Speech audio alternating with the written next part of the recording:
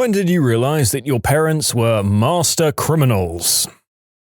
If we were at home and they yelled, "Pigs!" we were to hide behind the couch and be silent. If we were in the car and they yelled, "Pigs!" we had to lie down on the floor and not move a muscle. I was kidnapped in grade 3 by my dad's supplier. He held us for 2 days. We had no idea.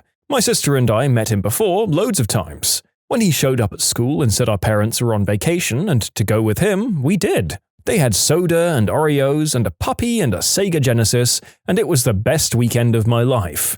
I found out 20 years later when my mum was complaining about never having had a vacation in her life. I reminded her of that vacation and she said, "You idiot, you were kidnapped." Oh, cool.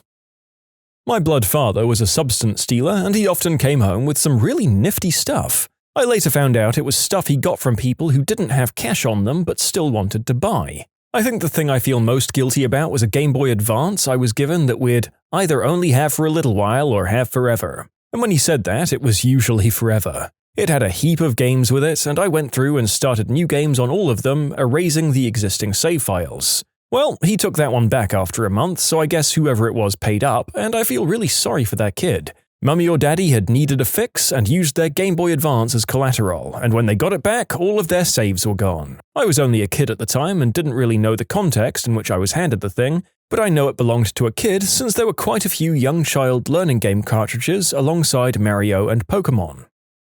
Not my parents, but a friend's dad gave us some solid advice that I always remembered. Remember, boys, don't break the law when you're breaking the law. It applies in so many ways. For example, don't run a stop sign when you're carrying in the car, or don't speed if your inspection is out of date, or don't get the police called for a noise complaint if you've had a beer while underage. He was a shady guy, but oddly wise in many ways. I mean, I knew it was illegal, but probably growing all of that green herb outside when I was a kid. Dad was going to die of cancer, so he wanted to leave us some money. It was like diet Breaking Bad. Well, there it is, probably the most wholesome thing we're going to hear about in this particular video. Strap in, folks, it's probably all repressed trauma from here on out.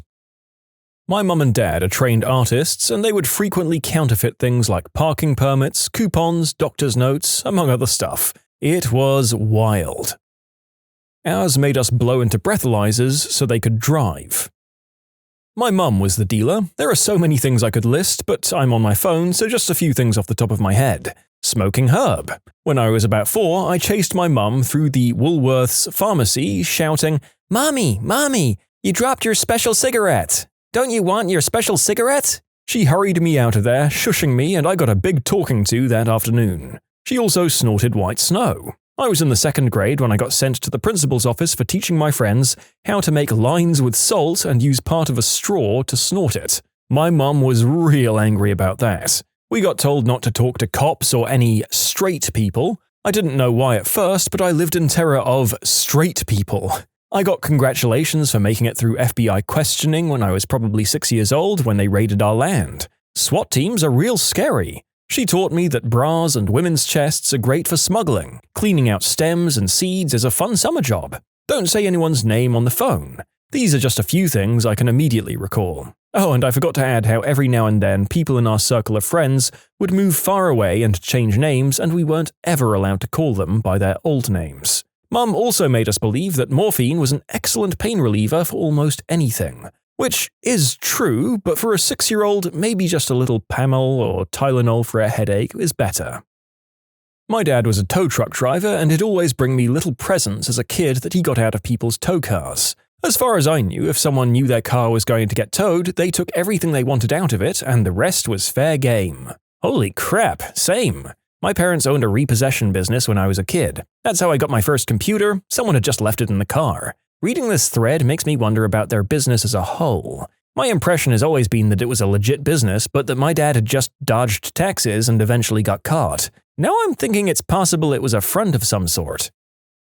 My dad was investigated by the FBI for racketeering, but they were unable to press charges on him. He was also sued by a major financial entity for racketeering as well. Anyway, when I was a teenager, my dad had a lawsuit brought against him by multiple employees for unpaid overtime, and he ordered me to go through the boxes upstairs in a warehouse that would had to find all of their time cards. That storage area was a disaster. Papers everywhere.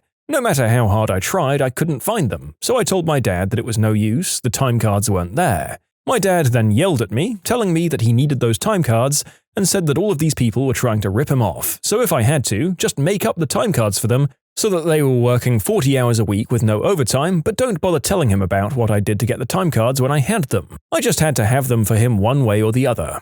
I didn't think much about that last bit until I realized much later. But long story short, I ended up making time cards that he used for his case. He won. Realized several years later that my dad had used me for forgery, and when I confronted him about it, he just laughed and said that I was a minor at the time, and nobody puts a minor in jail for white-collar crime.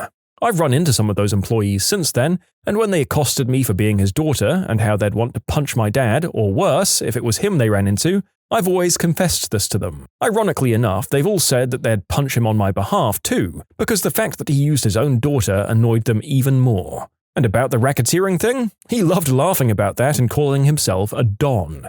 When I was going to take over the business several years later, after the forgery bit, his oldest employees gave me loyalty oaths, and I ran like hell. My dad absolutely was a racketeer. My boyfriend always talks about the stories of his dad having friends everywhere. Family would talk about how his now late father had friends no matter where he went in the city, and how great that was. And no matter where they stopped, he'd randomly know someone there. Then, as an adult, he realized that his dad just had dealers everywhere, and that's who he was always seeing. Oh, my mum. Shoplifting for the most part. I mean, like, she never made us do it, but she didn't hide what she was doing either. She's the reason model homes have cameras now.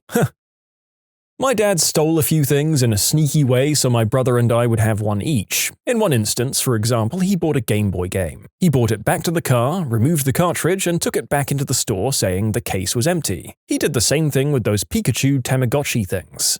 I think his biggest steal was a PlayStation 2. He actually did pre-purchase one. My mum went in and picked it up, but when leaving the store, the door person didn't tear the receipt. So, my dad took the receipt back in, picked up another PS2, stuck the receipt on it and walked out.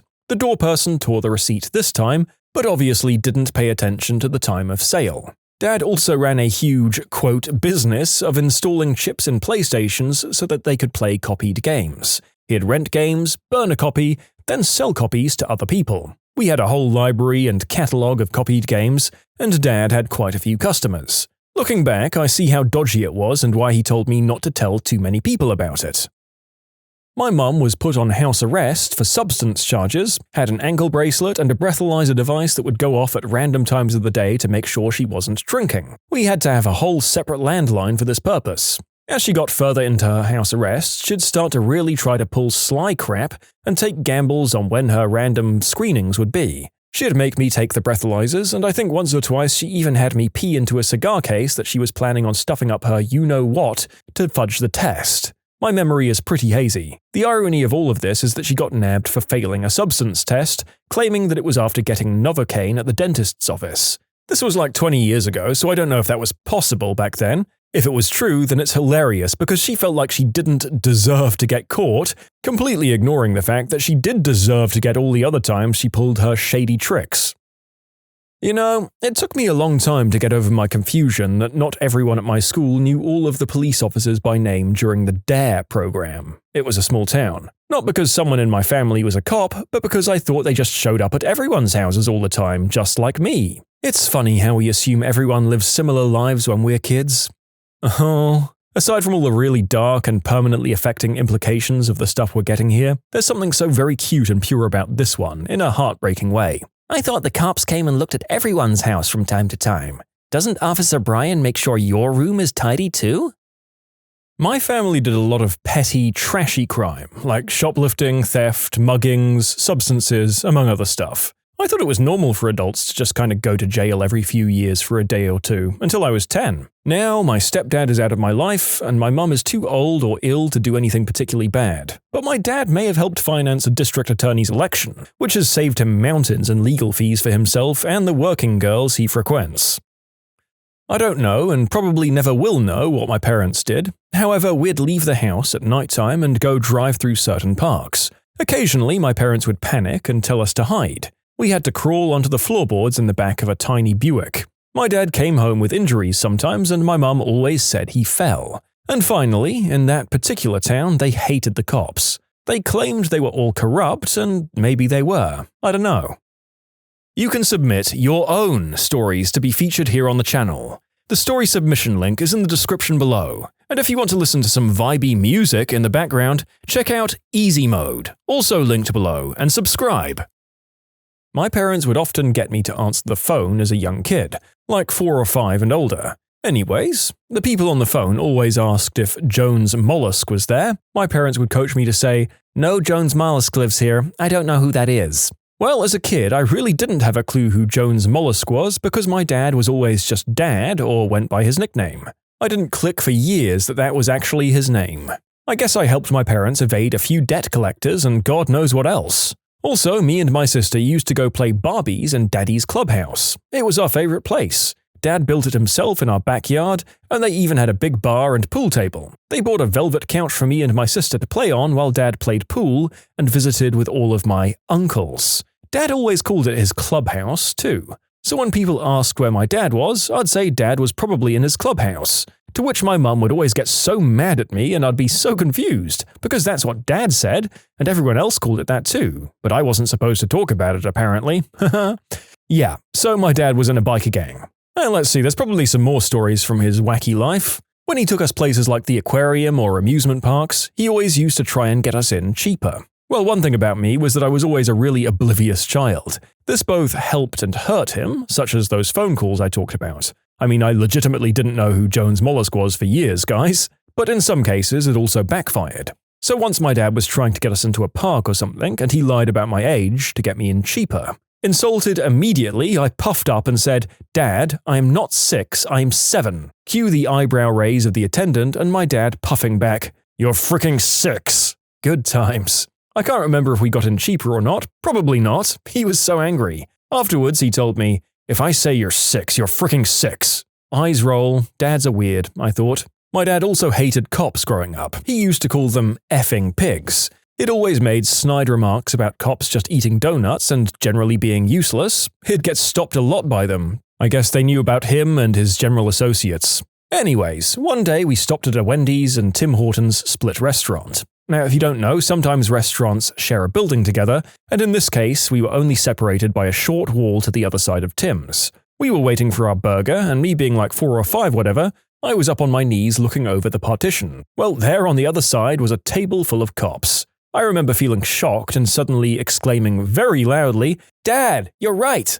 All of those pigs do is eat donuts!" My mother was mortified and she pulled me down to sit. The cops all looked over, I guess, and started laughing, luckily. My dad thought it was hilarious.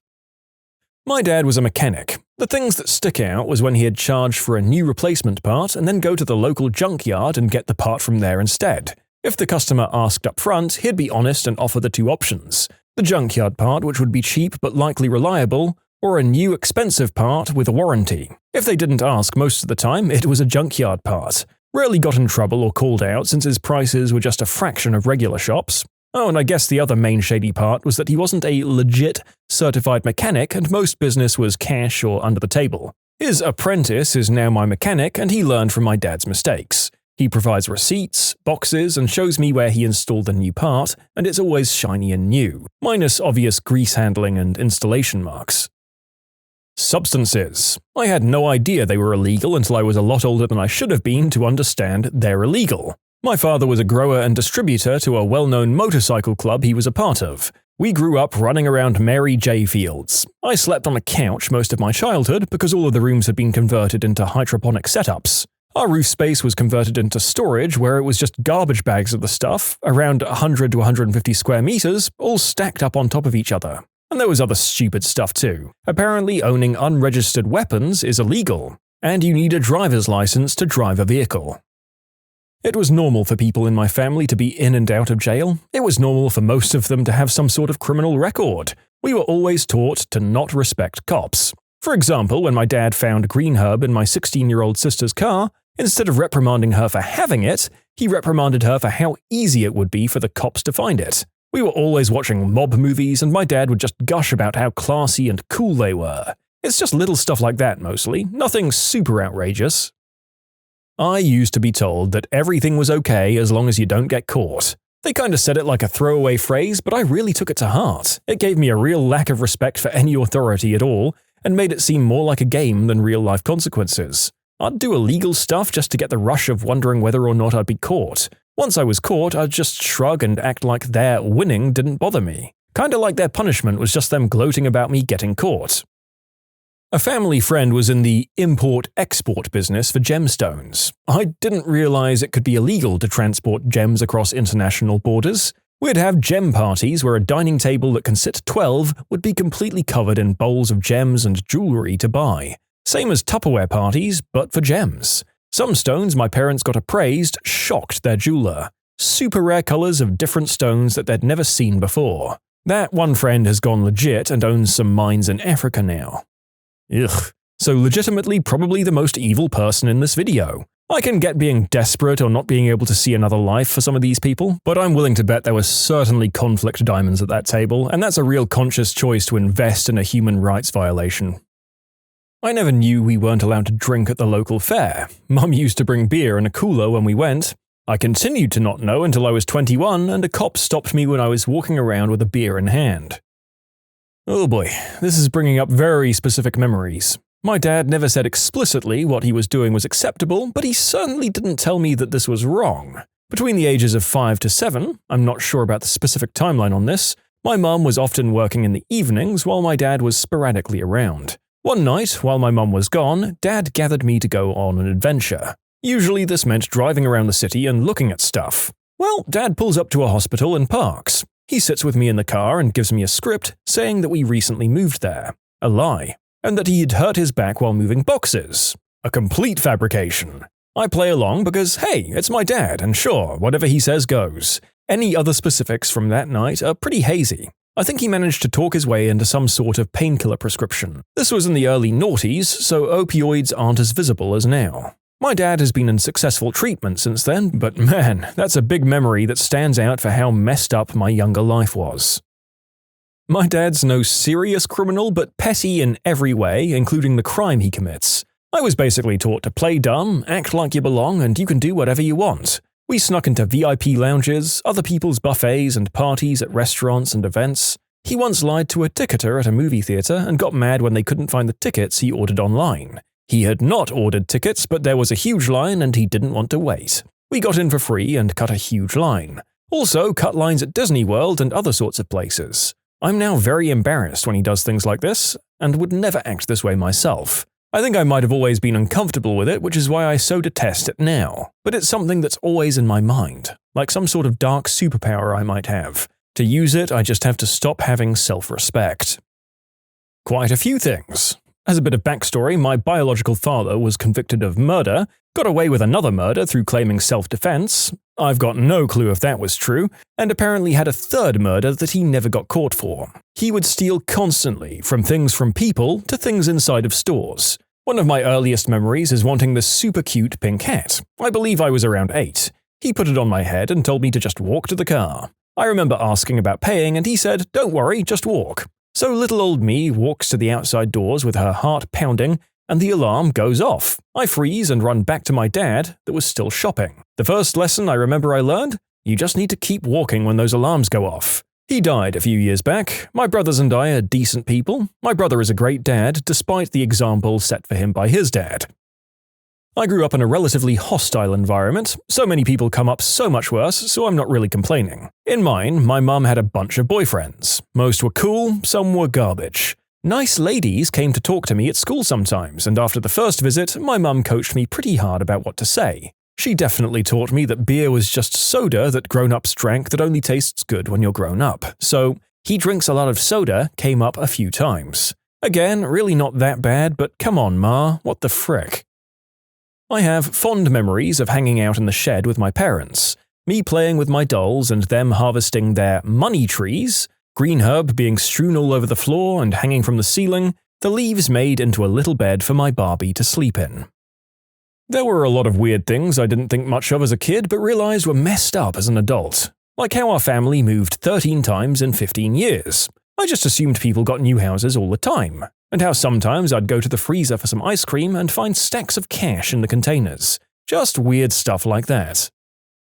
My brother, who was much more than a decade older than me, was a substance dealer. A prominent one as well. He pretty much could get you anything. I've got fond memories of driving around at night with him, making stops to see his friends, and then him getting money. Sometimes clients would come to the house to pick up their stuff. I can remember getting bags of pills together. At the time, pills, specifically Oxy, were all the rage. He used to call himself a pharmacist. When we'd go out, you'd notice certain people would follow us. My brother would point them out. That's a detective, that's the DEA, etc. He died almost 10 years ago. I'm a professor who teaches criminology. Today, we're actually talking about substance trafficking, which naturally is my favorite crime and the one I've studied the most, from a young age. He had to weigh cash out on a scale so you don't actually have to count it. Taught me how to roll a wacky tobacco and how to use a gat. He gave me my first Xanax and my first beer. To be honest, he did the best for me with what he knew how to do. Life skills teachers. What's the craziest misconception that you've had to clear up? I remember being in grade 5 or 6, having the first life skills class of our young and budding 10-year-old lives, having the wonders of life explained to us. We got to the point of explaining how babies were made, and one of my classmates got hung up on a point. He raised his hand and asked the teacher, "Is splooge hot?" We all blankly stared at the teacher, waiting for an answer. She replied with an awkward, broken answer, "Well, it's not boiling or anything like that," but before she could continue, the classmate restated the question. "But is it like hot, like temperature hot?" The teacher, still confused, tried her best. "Well, no, it's not like tea or coffee. Haven't you felt it before?" Now, with us being 10, I don't know what she was thinking, but some of us laughed, some were grossed out, but that classmate was almost angry. "No, I haven't. But is it hot?" She ended up explaining to us that it would only be as hot as your body is. It turns out the kid was just worried about hurting future partners with his boiling hot splooge. Boiling hot splooge, dibs on the band name. Taught human growth and development, aka life skills, to 5th and 6th grade boys. In our schools, you had to have a co-teacher with you, which happened to be my best friend as well. Mistake. The boys are encouraged to write out questions on note cards and turn them in, which makes them try to prank us and see if we'll read them out loud. Best one ever was, "What would happen if a man did the deed with a sheep?" To which my buddy replied, "Well, that would be bad." You always keep the good note cards. When I was little, the teacher passed out those note cards in life skills class so that we could anonymously ask questions and get the answers. I asked what a BJ was because I legitimately wanted to know. The teacher, I guess he was too embarrassed to answer, thought someone was trying to prank him and just laughed it off. I, to this day, still wonder what it is. But seriously, sometimes they sound like joke questions, but they aren't. Make a joke, sure, break the tension, but answer the question. I remember feeling so silly, like crap, everyone's laughing. I guess I'm really dumb for not knowing this already. The narrator considered reading out the Urban Dictionary description of said deed for the purposes of educating in this video. But let's be honest, if anything gets this video more likely to hit demonetization, it would be that. I'm gonna throw this one out there. They need to teach girls that urine doesn't come from the same hole that they do the deed in. I've dated 3 girls who were 20 plus at the time who never knew this. They actually went into the bathroom to see if I was lying to them. I'm curious how they thought the whole tampon thing worked. When I was in 4th grade, I thought men could only have 2 kids because they only had 2 testes. It made sense because every man I knew had 2 kids, except my buddy Greg had 2 siblings. Once I reached my revelation, I reasoned that Greg's mum must have cheated on his dad in order to have a 3rd kid. I would have just assumed Greg's dad had 3 testes. Taught in an inner-city classroom in Boston, these kids asked the best questions. Doesn't doing it in the butt cause cancer? I'd ask what HIV can lead to. Does it lead to blue waffle? I don't want to get that. Will Plan B work faster if you snort it? Good times. When my kids were in grammar school, a teacher came around and talked to them about their private places. For the next week or so, my daughters kept saying that they got hit in their privates. They were in 1st and 2nd grade, I think, so roughhousing was common, and I figured since it was a new phrase, they were using it as much as possible. Then one day, the youngest came in and said her sister wouldn't quit touching her in her privates. I was starting to freak out. I asked her to show me where her sister was touching. She pointed to her arm. I was flabbergasted and said, "How is that your privates?" She then informed me that the teacher who talked to them about bad touching said that a place that makes you feel uncomfortable was your privates, and that her sister was touching her arm and making her uncomfortable. After that, I got out my anatomy and physiology book from school and we had a much longer discussion about such things. My life skills teacher in high school told us stories about a female student she had a long time ago. The student got pregnant and was freaking out to our teacher, not knowing what happened because she had apparently been taking birth control. My teacher was asking her the typical questions about her situation, how long she'd been taking them, among other things. Then later the girl mentions she had been taking her birth control pills up her hoo-ha. She figured that since the baby comes from there, that's where you take the pill. As a pharmacist, this is exactly why we put "take 1 tablet by mouth daily" or "take 1 teaspoonful by mouth" on the label. I had a mother pour an oral antibiotic suspension in her kid's ear for an earache once. I was a Peace Corps volunteer in a certain small sub-Saharan African country where life skills class was practically non-existent. Talking about that part of my life openly was a bit taboo, and misconceptions were everywhere. As the sole outsider in my village, I was assumed to be the local expert on everything, from computers to physics to world politics to calculus to, yes, doing the deed. There were so many myths, but one sticks in my mind because it was so bizarre, so prevalent, and I've never heard it anywhere else. Splooge is the only source of vitamin K, so girls must begin doing the deed at an early age to get proper nutrition. This was startling for a whole tangled mess of reasons. The cultural initiation rites that perpetuated the myth and coerced younger people to do the deed with men twice their age. The inverse relationship between prevalence of transmitted diseases and the degree of knowledge about preventing it, the enormous cultural pressure to marry young and have lots of babies, and the lack of knowledge about nutrition in general. Parents commonly ate balanced meals while their kids were only given a type of corn mesh,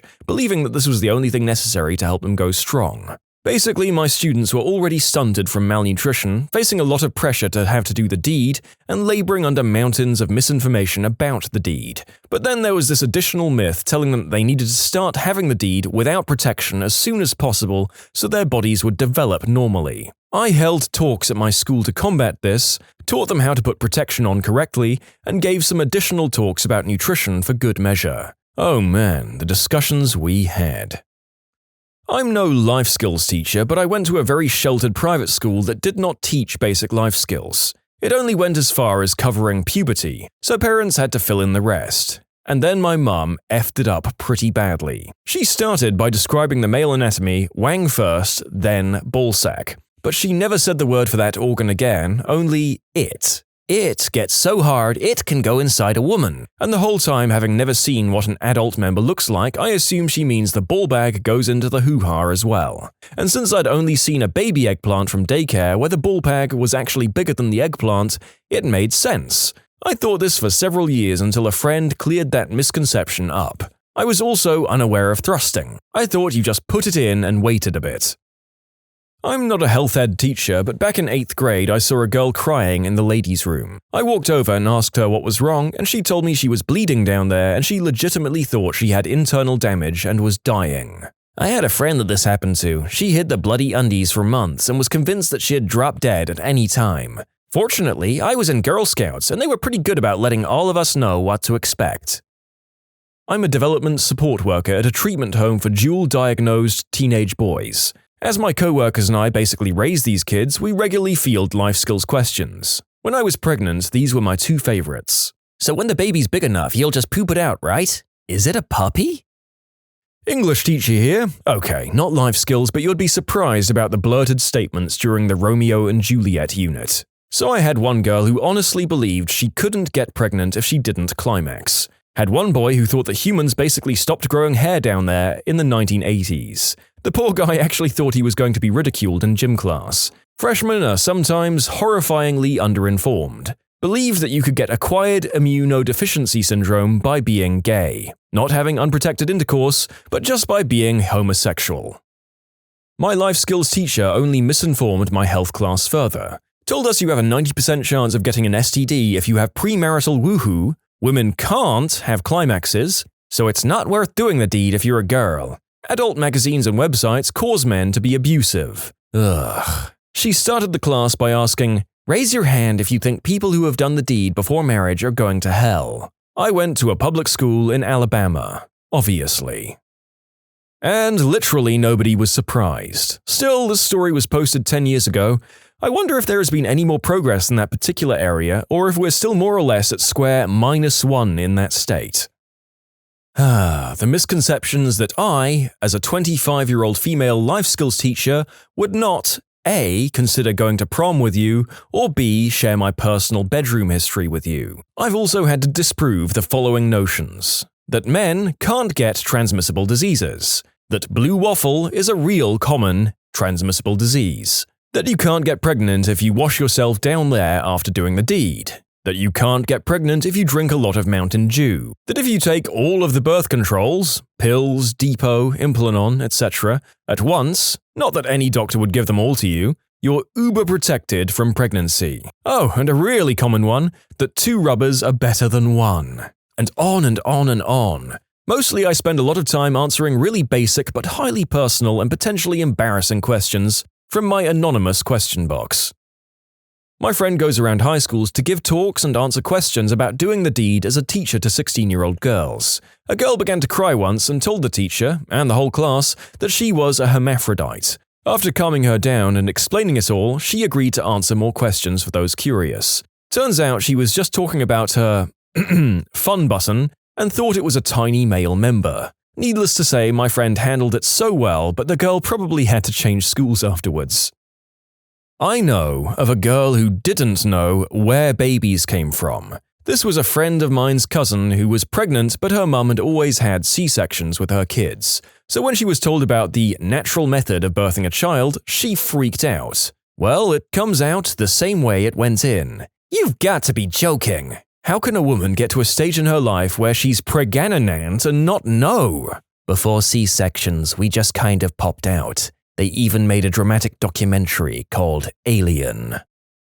You can submit your own stories to be featured here on the channel. The story submission link is in the description below. And if you want to listen to some vibey music in the background, check out easymode, also linked below, and subscribe.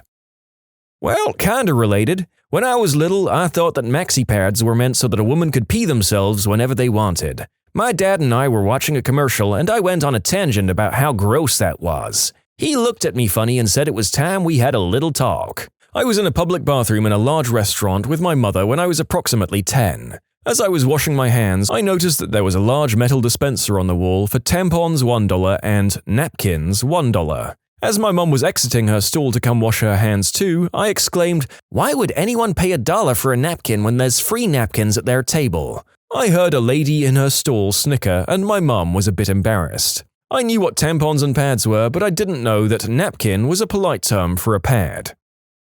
Maybe not exactly a misconception, but a girl asked me, "Is it true that when the man arrives, he pees in you as well?" It took all of my effort to not say something like, "Only if you ask him to." Probably wouldn't have gone over very well. I teach life skills to individuals with intellectual disabilities, so I get to clear up loads of crazy misconceptions. During my most recent one, I had to explain to a guy of relatively normal intelligence that girls do not have male anatomy down there. I watched his entire mind just explode to that new information. I'm pretty sure I changed his life. I know a girl in her 20s that honestly believed that males have an extra bone in their wang. She tried to defend herself by claiming that if it didn't, then why would it be called that when the guy was excited? I mean, dogs literally have a bone in their member. Many animals do. Also many primates, but for some reason it got lost during human evolution. By far the biggest and worst misunderstanding in life skills is the thought that not teaching kids about doing the deed makes it less likely that they'll get pregnant. During the talk at our school, one guy asked if one testy produced girl babies and the other produced boy babies. Looking back, it wasn't such a dumb question from the mind of a 10-year-old, but oh, how we laughed. Nice little factoid, the Greeks believed this, and some tried to strangle the one that produced girls. I'm a registered nurse. I was conducting a pre-op interview on a teenager who was going to have surgery. She was there with her mother, probably in her late 30s or early 40s, and I was asking basic health-related questions. Past medical history, surgical history, allergies, etc. At the end of the interview, the teen, looking kind of embarrassed, asked me, "How many holes do we have down there?" I answered, "Women have 3. Just then the teen looks at her mum and explains, "See, Mom, I told you." And the mom looks confused and asks, "Are you sure it's 3? I tell her, yes, women have 3, vajayjay, urethra, butthole, and men have 2. The mother goes, "Men have 2? I was shocked. Long story short, I had to draw them a picture of female and male anatomy to drive the point home. They thought that women urinate from their hoo-has. I can see how the teen could be confused, but the mum was too. In college, I dated a 21-year-old Muslim girl who believed that sperm could rapidly swim up off the bedsheets, over her leg and down her hoo-ha, and through her cervix on their own like hungry, sentient parasites. Can you imagine if that crap was real and you had to swat and slap the splooge monsters to death off their faces and chests before the little B-words reached their targets? Also, you would be guaranteed to get pregnant from every hotel bed you ever laid in. And that statement is just making me think about that gross element of hotels, and no thank you. One of the standards that we have to teach in our state, Kentucky, is that men produce sperm for the entirety of their lives, whereas women have a finite number of eggs. Generally, this gets into PMS, menopause, and a few similar subjects. For contextual purposes, I'll try to outline the classroom. This is a 7th grade classroom, 13-year-olds. 50% are below the poverty line, 50% Caucasian, and 20% Hispanic. The rest are various other races. 100% male, as I was working with the males and another teacher was working with the females. So this particular child is a plump little boy. Really contemplative, too. You can see him looking down to the ground, pondering, and really working out something in his head every time he responds.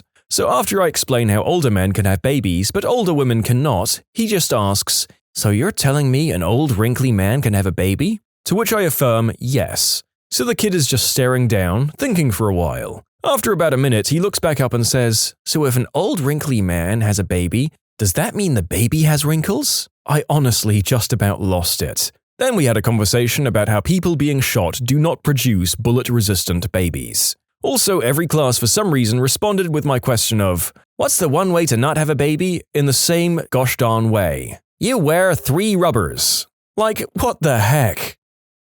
We were taught life skills by our religious teachers, and in this case, our middle-aged, Jesus-loving teacher. It was always going to be an awkward affair in a mixed-gender school, boisterous lads showing off to the girls giggling, etc. The lesson was moving along as planned, but it was getting a tad boring. Questions were being fired, but nothing we didn't already know.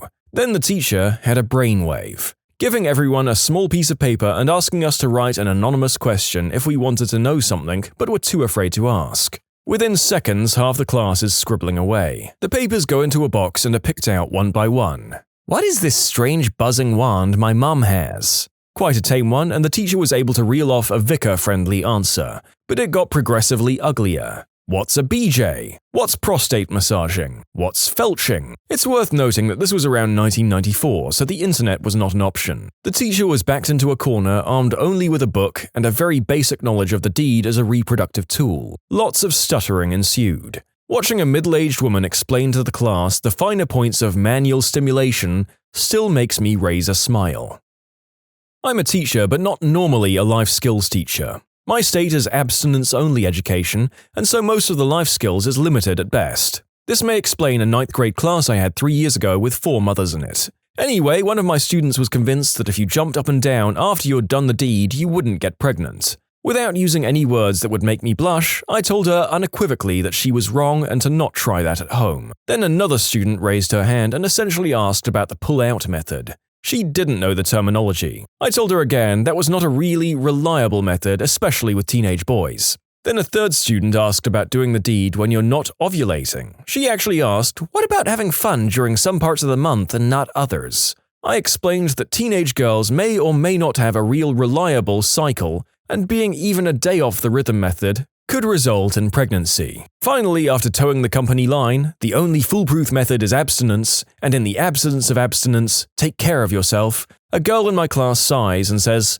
"Well, I will just keep doing sit-ups after doing the deed." I kid you not. And some of these girls were AP college preparatory students. The best one I heard was from the nurse at our school who was explaining all of the diseases you can get from the hoo-ha, BJs, and doing it in the butt. A girl in the class raised her hand and said, "So that's where crack babies come from, right?" And the nurse asked her, "What?" And the girl said, "Crack babies, you know, from doing it in the butt." You've got to love abstinence-only education in an overly religious state. teaching girls to hate their bodies and be ignorant at the same time. The most disconcerting thing I'd heard while teaching life skills was the notion that transmissible diseases are like a game of tag. I was asked numerous times that if one had acquired immunodeficiency syndrome and gave it to another person, does that mean they're cured? Tag, you got herpes. Anyone care to take this HIV off me?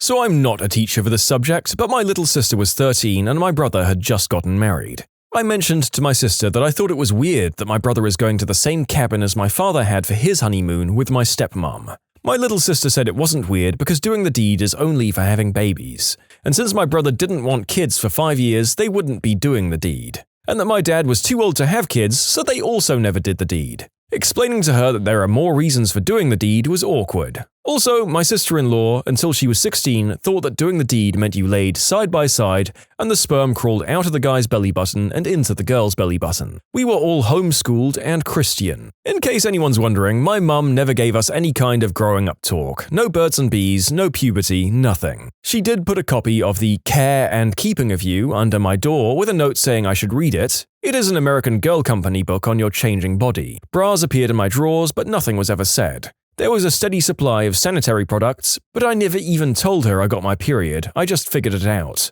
So yeah, unless you looked it up yourself, you knew nothing. I used to go to a really religious school. The girls there believed that no one actually enjoys doing the deed, it's just the media telling you you do. My friend once had a Chinese exchange for uni, and she had to look after him. In the first month, it was discovered that he knew nothing about doing the deed or how babies were made. 19 years old, by the way. My friend taught him all of this during his exchange. Anyone who doesn't know, China's culture is that adult fun and relationships come after education and the establishment of your career. The schools don't teach it, and there are stories of kids going out and parents moving them over provinces to stop them dating so they can focus on schoolwork. Don't any of these hyper-religious folks grow up on farms? I ask because, it's hard to be so misinformed about doing the deed when you're breeding animals. My girlfriend is a pharmacist and has told me some good ones. She had a girl complain about her birth control falling out, and found out that she had been sticking the pills up her hoo-ha. Also, she had several that ran out of pills early and needed to be told that only she takes them, not her and her boyfriend. And of course, she's had a few girls get pregnant and find out that you're supposed to take the pills every day, not just when you do the deed. Medical professionals. What's the craziest DIY treatment you've seen a patient attempt? I had a guy come in for coughing and shortness of breath for the past few months. His lungs sounded like absolute crap. Got a chest x-ray that looked horrible, so I did a CT scan. Radiologist called it the worst case of necrotizing pneumonia he'd ever seen. The guy had like a 15% functional lung tissue left. The patient then mentioned things had been worse after he started using a new breath freshener spray. He whipped out one of those blunt effects concentrated air freshener bottles supposed to cover up green herb smell. Labeled not for internal use. Apparently, he'd been using it like Banaka spray and had already gone through 3 bottles. Paramedic here once had to explain to a family that putting lemon juice in the eyes of an unconscious patient isn't an approved treatment method. And no, it didn't work. It was an interesting moment when I had to explain why his eyes hurt, though. Smelling salts, same logic applied for seeing acids. Anesthesiologist here, we had a patient come in for I&D of bilateral deltoid abscesses. He apparently had thoughts of being a bodybuilder, but instead of lifting weights or knowing someone who could hook him up with some quality roids, he decided to bulk up using some protein powder at GNC, and mixing it with water, drawing it into a syringe, and injecting the 20 to 40 cc's directly into the muscle. If bulk was what he was going for, it definitely worked, temporarily. A rip-roaring localized infection makes you look pretty swole. They also got almost a liter of pus mixed with liquefied protein powder out of each deltoid. This also wasn't the first time he had been in for this problem. That last line kills me. Try it once, shame on you. Try it more than once, what the frick are you doing with your life? My dad had an abscess on his face. It was huge, about the size of a golf ball and horribly red. It kept getting bigger. My mum, a nurse, kept telling him to go to the doctor, but my dad was a ridiculous cheapskate. One day when she was gone, we noticed a big whitehead had formed on the abscess, and it was apparently ready to pop. My dad went out to the garage, got his shop vac, placed it over the whitehead, and proceeded to suck out the abscess. It worked surprisingly well and healed up after that nicely. Mum was still furious, though. It's a pity these medical stories tend to do quite well on the channel, because these are also the ones that leave the narrator dry heaving over the side of his recording setup. This was the first one of the day to do so, although the next one admittedly took me even further. If I've learned anything from reading the stories here, it's that some people, particularly men, will tolerate almost any amount of pain to avoid a doctor seeing whatever stupid crap they've done to themselves. This is no exception. I once spoke to a paramedic who went out to a man at 2 a.m. who had excruciating pain down below. The poor organ was wrapped tightly in soaking bandages, and underneath was a blackened member with large pus-filled holes in it. The man eventually admitted that he'd shoved a chicken bone, a clean one, whatever that means, down his pee-pee hole for pleasure. Predictably enough, he couldn't get it out, and being too embarrassed to go to the doctor, he had left it until he was in so much pain he couldn't walk, both from the rotted eggplant and the fact that he hadn't been able to urinate for days. Apparently, you couldn't actually see the bone once the wound was clean, and although not an expert, my friend couldn't imagine that what was left was salvageable. In nursing school, while I was on clinical rotation in urology, there was a man who ended up having his member removed. It turned out he had an infection brewing for quite a while and thought the best course of action was placing a sock over it in the hope that it would heal. He was generally confused and upset as to why this didn't work to heal the issue. One of my first clinic patients was a guy who was injecting a mixture of testosterone, human growth hormone, sesame oil, and sunflower oil into the base of his member as a DIY enlargement therapy. Well, it got infected, so he ended up going to the ED for incision and drainage. I saw him as a post-ED visit, and at the time, he figured that he shouldn't be injecting things into his eggplant while it was healing, so instead he was injecting his oil and sketchy hormones off the internet concoction everywhere else into his body. Arms, legs, butt, shoulders, etc., because he figured it would still have some effect. Judging by the rest of these stories, some men are capable of committing atrocious, heinous acts of terror on their own members. There's a myth that lowering someone's core temperature will save them from an opiate overdose. As a result, many first responders have arrived on scenes to find friends or fellow users inserting ice into someone's butt. Sometimes they don't have ice though, which leads to people getting pretty inventive. Popsicles, frozen hot dogs, my personal favorite, which regrettably I didn't witness myself, it was told to me by another medic, was a bag of frozen French fries. Cold will do nothing to help someone who is overdosing on smack or other opiates. What they need is respiratory support, oxygen or artificial ventilation, and naloxone, Narcan. If you're a user or know one and somebody ODs, call 911, perform mouth-to-mouth, and give Narcan if you have it, but leave the popsicles in the freezer. I work in dental and years ago had a patient attempt to superglue her front teeth back on after they broke in half. She screwed up and ended up gluing the chunk to her upper lip. I had a dental patient with a dead front tooth that had turned black, so she painted it with white nail polish daily.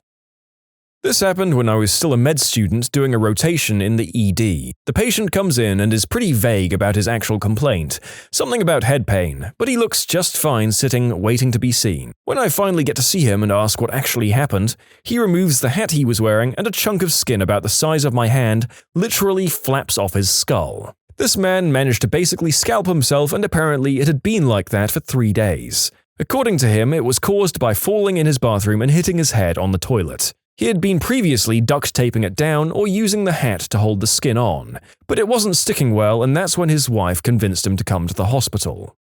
Pharmacist here, worked in a shop where a woman asked for some advice about a potential UTI or STI. Told me she had bathed her hoo-ha in bleach for 5 minutes to try and kill any bacteria. Miraculously, she hadn't done any lasting damage.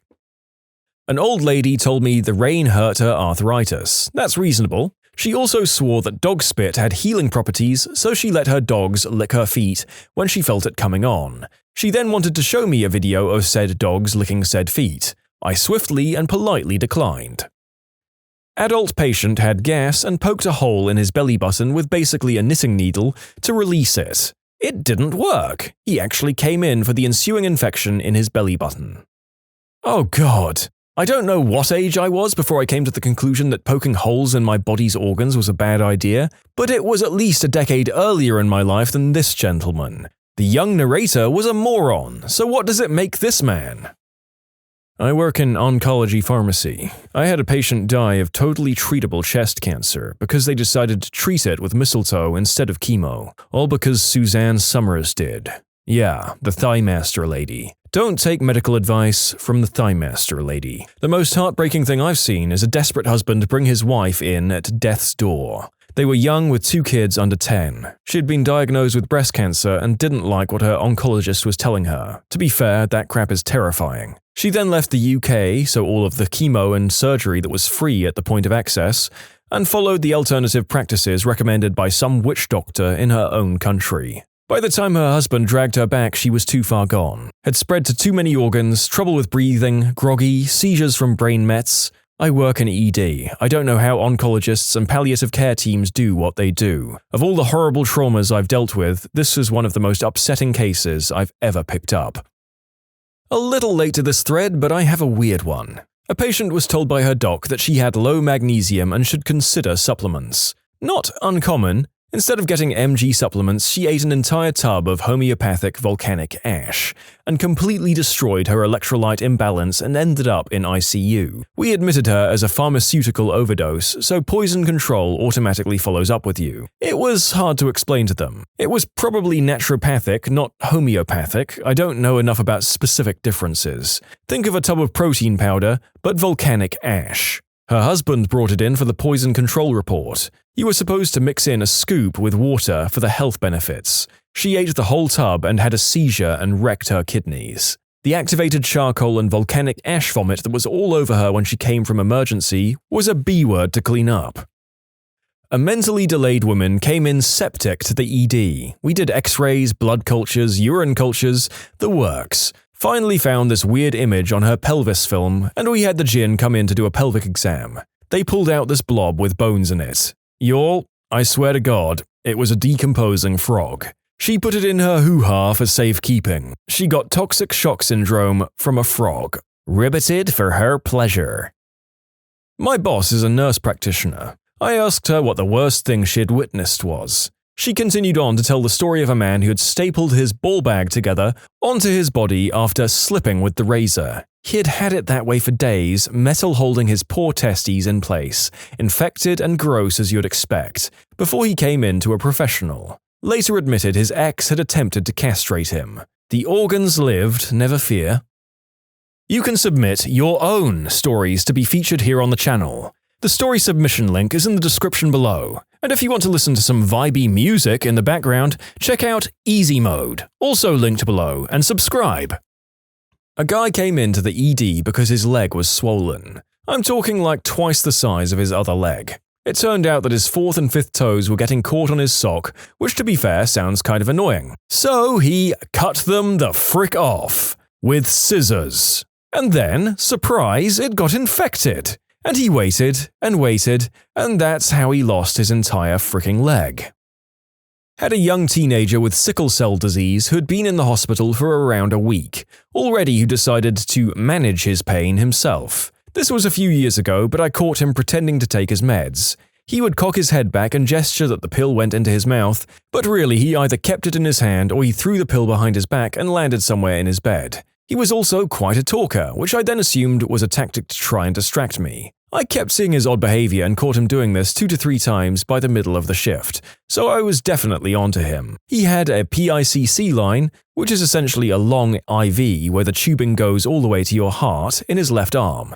And I noticed it was quite a bit more swollen compared to his other arm. Sometimes clots can happen in PICC lines, so that was my biggest concern at first. But the line was drawing blood fine, so I knew it wasn't clotted off. I told the doc, then I drew blood from his PICC line and sent it down to the lab to be cultured to see if there was any bacteria. Lo and behold, it came back positive for bacteria that's commonly found in tap water, and usually not a source of infection in the infected PICC lines. Fast forward a few hours later, he confessed that with any oral medication, pill form, he can slip by the nurses, he saved for later in order to crush it up himself to try to dissolve it with sink water in the bathroom. Every room had a private bathroom, so he could inject it in himself via his PICC line. Having once seen a commercial that oatmeal can lower cholesterol, a patient started having chest pains and tried to resolve it with a bowl of oatmeal. We had a guy come in with an abscess on his right thumb. When I asked him what happened to his hand, he told me about his recent deep-sea fishing trip and was given the responsibility of cutting the fish with an open wound in his hand. A sliver of fish got in there and became infected as it healed, so this guy gets the bright idea of doing a little DIY wound drainage by grabbing his pocket knife and cutting it open again, leading to greater infection. Yep, I also had a smack addict cut her thumb on her broken smack pipe. The thumb was incredibly infected. She grew tired of waiting for the hand surgeon to arrive. She was in the operating room with another patient, so she bit her finger to release the pus. Then she left the hospital, cursing the staff the whole time because we're useless, etc. As a child, I got really bad sunburn. The person looking after me coated my sunburn in baby oil to help it heal and sent me back out into the sun. I realized when I was older why my mum went nuts. I have a Jamie Oliver recipe that directs me to do the same thing midway through roasting a chicken.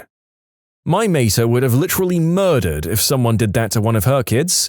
Crackling, crispy skin in 30 minutes. My mom once melted Vicks VapoRub into my tea because she thought that would help my cold. It didn't help my cold. I know people who would do this, more than one of them. They swear by Vicks VapoRub and kinda treat it like a cure-all.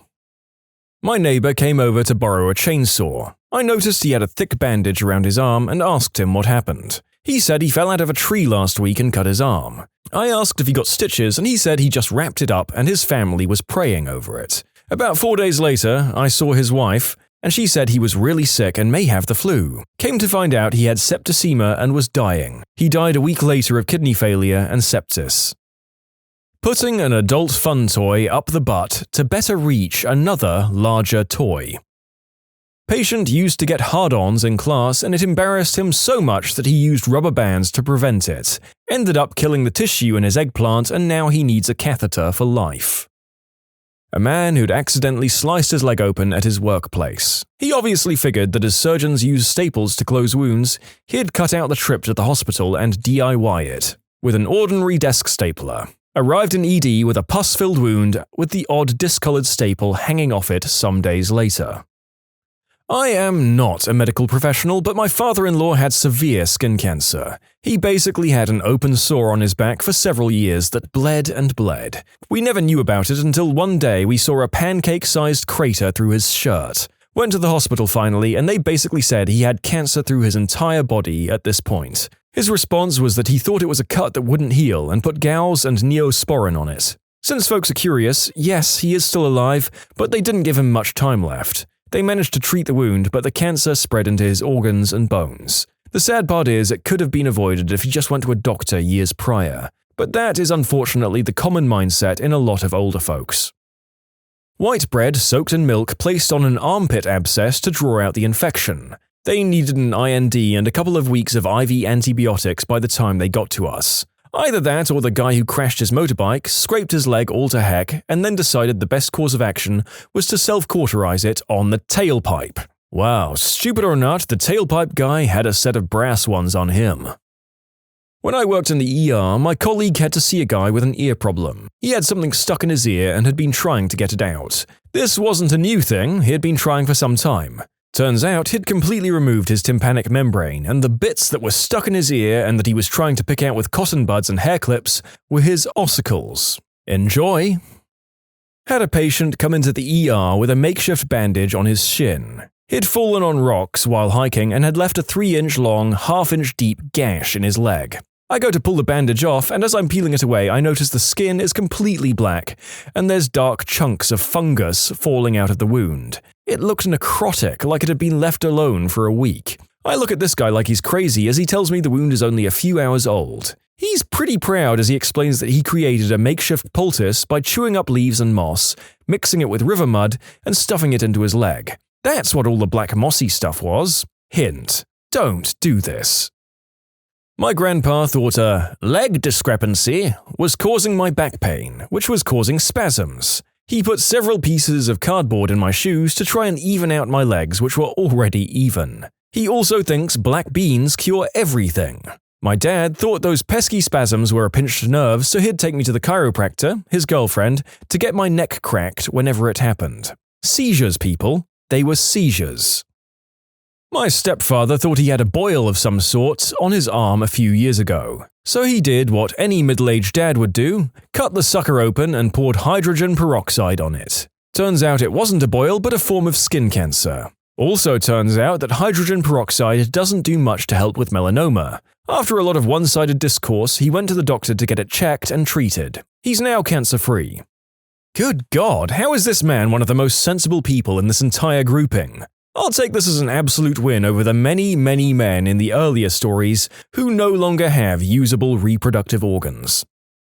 When I was an internal medicine resident, I came across a very nice 50-year-old Dominican lady. She was very well-mannered, but one could tell she was not the sharpest tool in the shed. As I was prepping her chart for our first visit, I noticed she'd been seen by every single digestive disease MD in our hospital system. Not only that, she had had every single procedure in the book, ranging from endoscopies up both holes and culminating in an exploratory laparotomy. You're opened up to basically look inside you when we have no clue what's going on. All of this because for years she'd had one single complaint. She reported severe gnawing pain in her stomach. At this point I should mention she was Spanish-speaking only. Not only that, she had a very heavy Dominican accent, and I was the first Hispanic doctor to ever see her. My first language is Spanish, and even I had difficulty understanding her. So she comes in, and after exchanging some first-time pleasantries, I politely ask her how she's doing. Sure enough, although she was smiling and said she felt well, she pointed at her belly and said it was biting again, and asked for cream to kill it. At this point, I got intrigued. Her medication list only mentioned a cream used for herpes breakthroughs. The previous fellow only mentioned in his note that in every single visit, she only asked for the cream and nothing else. When I asked her what she meant by the biting and what she intended to do with the cream, she very calmly tells me she intended to stick the cream up her butt in order to kill the bird living inside her. After delving more deeply into her story, it turns out she didn't have a medical condition. Ever since she was a little girl, she believed that after eating a whole quail egg, the bird had spawned inside her and gnawed away in her insides whenever she was hungry. After a short visit to psych, she was diagnosed with a somatic-type delusional disorder. No amount of medication or psychotherapy will cure her, but she was still a fully functional mother of two who paid her taxes and had part-time jobs. I reached out to every digestive disease doctor in our hospital system once more to make sure she never receives an inappropriate invasive intervention. I've been following her for 3 years now, and she's happy as one can be, considering she has a bird living inside of her. What's the stupidest thing you've ever witnessed one of your new hires do? After more weeks of training than should have been necessary, charts, books, and explicit instructions, he ruined a $10,000 piece of equipment because he didn't load it correctly, because it, quote, took too much time. It was an industrial centrifuge. Basically, you have to try really hard to not balance it. You have to load everything on one side to blow the motor. He blew the motor. He wasn't fired then and there. He was fired about 10 minutes later when I sent him to the boardroom to review the materials while I set up the replacement, and I found him in the CEO's office watching adult content online. I walked in on it. Unless centrifuge instruction manuals involve a giant wang defiling a screaming woman, he was not doing as instructed. Also, he wasn't browsing incognito, so when I checked the browser history later, the very clearly named website was there, clear as day. I did have to explain to my boss what it was, and that was a little awkward. I didn't actually have the power to fire him, but I was so livid the words just flowed out of my mouth. Sounds like he was either a moron or he was trying to get fired. Either way, the hiring manager needs to be looked at. I worked at a convenience store and often fell into the role of supervisor or manager. My boss was on holiday when the following happened. We had a fellow working one night when a customer brought in a $5,000 winning lotto ticket. First mistake, and completely against policy, the employee opened the safe and just paid it. Nobody should know you can open the safe, especially when we worked alone at night. That should have been referred to the Lotto Corp to pay directly, or the owner could write a check. Second and worst mistake, there's little bits of paper you have to submit to the Lotto folks when you pay a ticket. so your store gets the money paid back, minus a fee. He threw the paper in the garbage, which then ended up in the huge dumpster that served both us and several apartment buildings. So if I don't find this piece of paper, my boss loses the $5,000 and one or more of the employees might lose their jobs. I put bags over my shoes, grabbed a pair of dish gloves and a painter's mask, climbed a ladder and hopped in the dumpster. I started ripping bags and trying to determine what day and where it came from. Just shy of 2 hours later, I emerged with that piece of paper, followed quickly by the longest shower of my life. The idiot responsible for my dumpster dive didn't even say thank you. He wasn't allowed to work alone for some time thereafter, and he got epically chewed out when the boss came back. Honestly, that seems like the kind of thing the narrator would have done in his first few jobs, but I don't know if the guy in question could put it down to the same idiot adolescent reason that I could have back then. I once had to train some new girls who seemed to be friends at a concession stand. In the space of about an hour, they demanded they be allowed to modify their uniforms, asked if they could use our cash registers to check social media sites, were told that customers order food, you prepare that order, and they decided that's too much work and it'd be easier to make a bunch of random orders and serve them if they happen to get ordered. But, new girls, if no one orders those things, that food goes to waste. If that happens, can we take it home with us? No. They disappeared into a storage room to check their phones and gossip. They hadn't been on duty for 20 minutes at this point. They had a popcorn fight. They just started screaming and throwing popcorn at each other while behind the counter. They were called into the manager's office and were immediately fired. They threw popcorn at the manager and then stormed out screaming about how they'd better get paid for all their work. I'm not sure they even completed 5 minutes of real work. Hey girls, let's go F with a business today.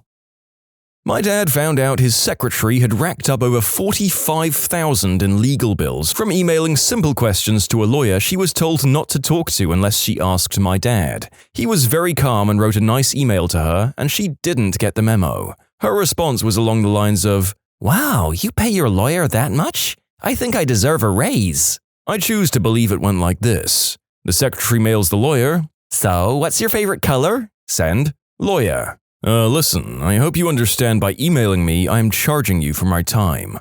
Also, my favorite color is green. $2,500. Oops, sorry. Do you have a PlayStation 4? Yes. $2,200. How is it? Holy crap, lady. Do you realize what you're doing? $3,000. I worked as a manager at a frozen foods production plant. I supervised the line crew. Well, one day I decided we'd start an hour early, 4 a.m., so we could finish early. Everyone comes in on time. Then I noticed one of the ladies laughing and drooling all over the pizza crusts. I just kind of ignore her at first, and then she started stumbling around. I began paying more attention to her and noticed that her eyes were completely bloodshot and her face was bright red. When I had seen her at first, I thought it was just the early hours. So I pulled her aside and talked to her, and I can taste the alcohol running off her. I send her to the break room where I can follow company policy and take her to a hospital for a blood test. I finish the things I need to do and head in there to find her. She's gone. 30 minutes later, 2 cops are at the front door. She took off, got in her car, and hit a power line 100 feet from the plant. Needless to say, she was fired and arrested within a 3-hour span.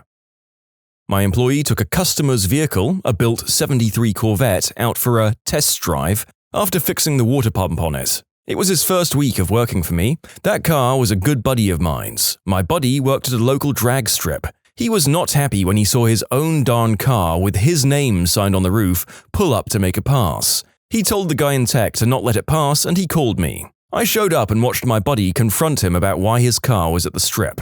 Then I walked out of the office and told the guy he could find his own ride back home and that he no longer had a job. Was that a rough move? Maybe. Was I proud of myself? Hell yeah. Not sure what the idiot was thinking. Taking a car with a guy's name on it and a sticker for the drag strip to that drag strip. Talking to the guy whose name is on the roof. I don't think he quite understood how guys work. Within the week, every mechanic around us had heard what had happened, and I heard the guy applied for a job at another shop like a month later. I doubt he was hired. I had to manage a bunch of contractors cabling the building. We had 12 of them. They were just a bunch of guys, no experience required kind of job, who applied first. Since we needed them urgently, no real interviews had been conducted. One of them was caught stealing food from the employee fridge. He did it for a week. He would even open boxes and taste what's inside before choosing the right one. The other one left for a smoke and returned 6 hours later. His excuse was that he suddenly decided to buy an iPhone and went to the city to do so. I was the assistant manager of a pizza chain. The manager hired an employee who I can only describe as a smelly moose, a big animal in your way that smells like fertilizer. He was our new delivery driver, and unfortunately 2 days into the job we caught a nasty rainstorm. He took it upon himself to pull the most fake, theatrical fall while leaving the building that I swear you couldn't script it for Life Alert without landing $1 million deal. I saw the whole thing happen. The moose didn't see me. He fell by slowly lowering himself onto his elbow, looked around for a witness to his crap show, and crying out like he'd just shattered his whole back. He immediately started chanting, "My arm! Ow! My arm! Ow! Ow!" So all of us cooks piled around him and asked why he was okay, as he was rolling all over the front entrance and all around making a scene. He finally gets up while holding his elbow, like it's been shot by a bullet overseas, and says he's fine and needs to take the night off. Okay, we say, and his mum comes to pick him up. Not 2 days later, we get slapped with a lawsuit asking that we pay for his shoulder surgery. It's a good thing that the owner lawyered up because that SOB had hurt his shoulder years before and they wanted money to help with hospital bills. Ah, America, where people do crazy, stupid stunts to be able to afford medical care. Not quite as scummy as some of the crash victims who, for the same reason, sued their rescuers in the "When Did Doing the Right Thing Horribly Backfire" video on this channel. So, my mum, retired now, was a doctor who had her own private practice. At one time, she had 2 assistants who helped her with scheduling and basic things like blood tests and paperwork. This meant that these assistants can view patient files. Mind you, that my mum and both her assistants were Vietnamese. This'll be important later. One of the assistants was younger and basically had the job because her mother was a family friend. She had a habit of slacking off and going on random smoke breaks, but my mum overlooked it because she valued her friendship with the family friend. One day, a white female patient came in. On the chart or something, it stated that she was not married but had 4 kids. While the lady was standing there checking in for her appointment, the younger assistant said in Vietnamese to the other one, "What a hussy, 4 kids and she's not married. I bet we're going to be treating her for all sorts of transmissible diseases." That was when the patient responded in perfect Vietnamese, "I'm divorced. Also, my fiancé is Vietnamese, so I know your language very well. I want to talk to the doctor now." Holy crap. From what I heard, a crap storm ensued. My mum was so embarrassed, and after seeing the patient, she got into a shouting match with the assistant. The assistant was fired on the spot. That is, after a lot of yelling, pounding, and police were threatened to be called. Eventually, karma did catch up to the assistant, because it turned out she was stealing prescription medicine from the office. This was revealed when my mum and the other assistant did an inventory check. Police were actually called that time. I don't know what happened next since I was a kid when it happened, but I'd like to imagine sweet karmic justice was served. In conclusion, don't talk crap in another language. You never know who speaks it and it could send your butt to jail. I was the charge nurse on duty. One of the new graduates injected cough syrup with codeine in a woman's IV. She called me hysterical. When I got to the unit, the patient was short of breath. I called the rapid response team and she was transferred to ICU. When the team arrived, the nurse was too hysterical to answer their questions, and I had to pull everything I could from her chart. After the patient was taken to the ICU, I asked the nurse how this happened. She said she was too stressed out to realize what she was doing. There are a lot of problems with this response. First, if you need help, it's okay to ask. Second, we're required to double-check that we have the right patient, right medication, right route, right dose, right time. Third, when you scan the medication, it says right there that it's oral. I felt bad for her because she was obviously sorry about it, but I felt like she needed more training. The hospital decided not to give her more training and instead wrote her up and kept her on the schedule. You can submit your own stories to be featured here on the channel. The story submission link is in the description below. And if you want to listen to some vibey music in the background, check out easymode, also linked below, and subscribe. Not a manager or anything. The person was my equal, but apparently I had to babysit. Anyway, working fast food, we have all these little procedures to minimize the amount of cash in the till in case we're robbed. $50 or $100 notes don't go in the till, ever. The person working the register had been there for just over a month, so not particularly watching. He shouted out, "What do I do with a $100 note, mate? They're rarely used in Australia. I yell back, same as a 50, meaning it does not go in the till. So this person brings it up on the register as a 50, gives change for a 50, and then gets teed off at the customer who's demanding another 50 in change. Then he frickin' tries to pin the blame on me. I remember working for Domino's. Delivery drivers aren't supposed to take $100 notes from customers even when the order is a mammoth one. I got into a proper shouting match with the store owner because I took 2 $100 bills from a $180 delivery order. I'm not going to refuse legal tender and reload a $180 order into my car. The worst part is knowing if I'd refused $100 when I got back to the store, I would have got given crap for refusing them. Fortunately, I was bulletproof in that job. We delivered to a really sketchy housing apartment area, and I was the only driver with the stones to go in there after dark. I manage a restaurant, and apparently it's hard as frick to keep a dishwasher. The most memorable one stole a pig's skull. It would have normally been thrown out after the chef took his customary photo, and she could have asked for it, weird as it would have been, but she stole it and put it in her backpack, which was bulging. Employees' bags were checked by management before they left. I found the skull, and the chef was mad. First person I ever fired. For stealing a pig's skull. My dad is the manager of a car dealership. One of the finance managers effed up the paperwork and had to redo it. The customer had signed the effed up paperwork. Instead of calling the customer back to re-sign the new paperwork, he thought it was a brilliant idea to sign it himself, as the customer. The customer was a lawyer. The finance manager was obviously fired. That sounds like it had the potential to be a very expensive screw-up. I wonder if this particular lawyer was satisfied with the firing, or if he saw his opportunity to take the dealership for a monumental amount of cash and seized it with his cold, dead, lawyerly hands. If anyone reads this and worked for me at any point, they'll know exactly who I am and who this was. I used to work as an assistant manager at a small theme park over the summers during college. So I was maybe 21 or 22 and didn't give a crap about the job as a potential career. It was a tough spot to be in to manage 160 16 to 24-year-olds. This one kid was a ride attendant and a total D-bag. Rumors were he kept texting instead of watching the rides. I never caught him though, and he talked in fake accents to hit on girls while he was at work. These girls were like 14, by the way. I kept telling him to stop and to actually focus on work, and he'd always give me some "I'm so hard" teenager's response because he clearly owned the world. Finally, on his last day, a family comes up to me, teed off. Mum, dad, and 3 kids, who were also Australian. Turns out the kid was talking to them in a fake Australian accent and kept saying derogatory things to the family because he thought they were also talking in a fake accent. I leveled with them and said I can't stand the kid because he's a butthole and to come with me. I'll get them to the front of whatever ride they all wanted to get on. Yeah, even the parents, because parents like rides too. I walk up to the platform where the kid is texting again and go up to him. "Do you not understand company policy?" He was smirking and said, "What, you're gonna fire me on my last day?" I grabbed his badge, threw it about 140 feet into the woods. "Yeah, I am. Get the frick out." A few people waiting to get on the ride started clapping. Best day of my summer that year.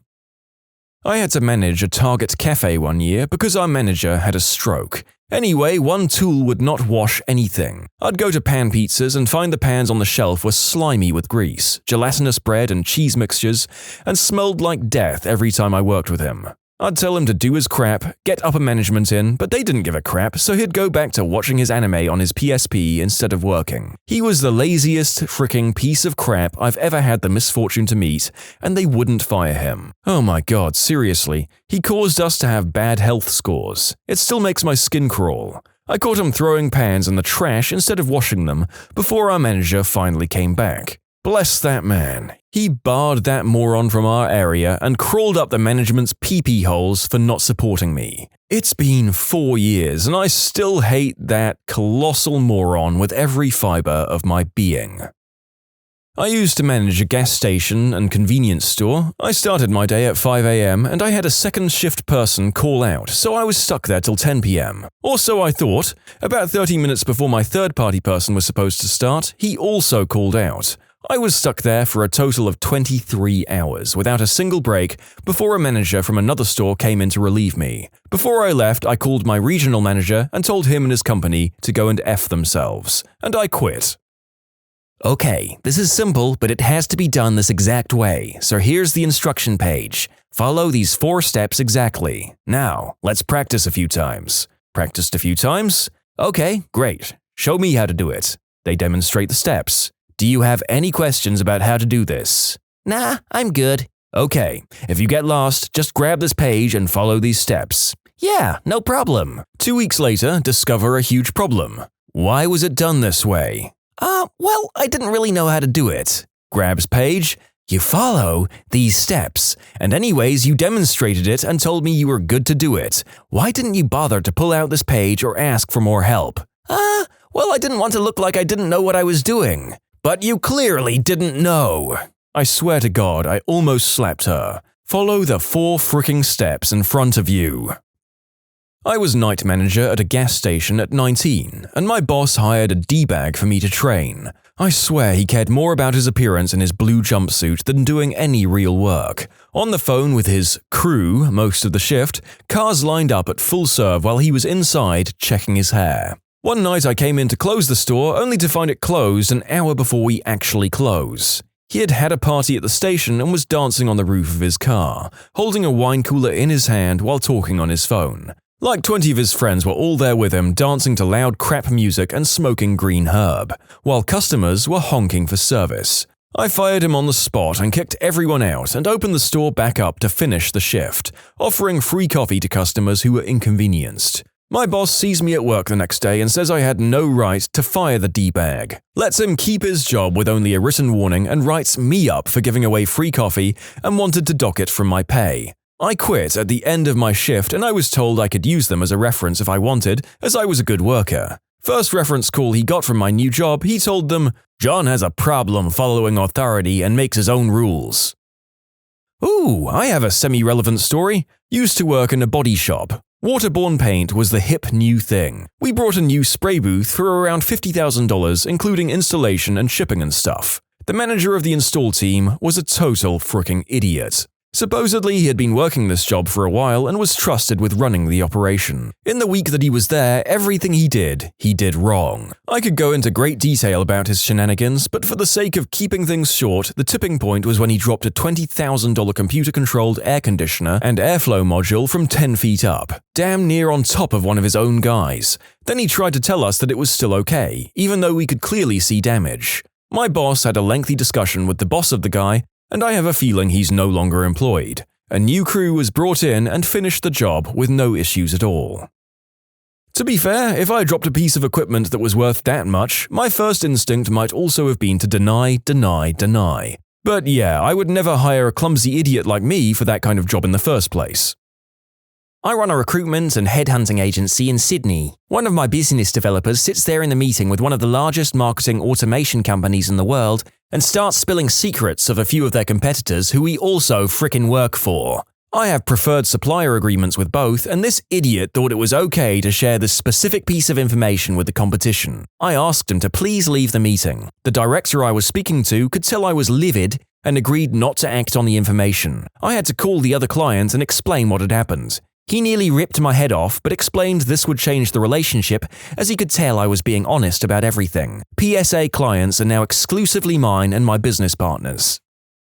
When I used to work in a truck stop, I came as close as I ever did to firing someone on the spot. If you've ever been around truckers or a truck stop, you'll notice that it can be a pretty diverse lot. It's good money for those willing to do it, which includes a ton of immigrants. In my time, I'd dealt with tons of people from Southeast Asia, India, the Middle East, and Eastern Europe. By and large, they were great people and caused us the least amount of trouble. I always used to joke around with one of our regulars who was from India that he was torturing us when he'd warm up the food his wife would pack for him in our microwave. Some of the stuff he had was amazing and would make you hungry just from the smell. We'd hired a new cashier, and from the beginning I had the feeling she wouldn't last, but I'd give her a chance. A week or so later, while working on some crazy thing for an upcoming visit from higher-ups, she made a snide remark over our radios that we wore, but the word I stopped listening at was raghead. You see, we all wore radios with earpieces to make communicating back and forth easier. The other truck stops at our exit used the same system and occasionally you could hear them. Also, every district manager in our company and all senior management had them, as did our secret shoppers. So this was a huge deal. I pulled her into the office and told her in no uncertain terms was she to use that term or any other term like it over the radio or in person again, or she'd be out the door with no questions asked. This was her only warning she'd get on that. She ended up pulling a no-show next week on the store manager, and with what I'd told him about the radio incident, when she did call in the next day, he told her to find new employment. What was the cringiest thing you did in your first relationship?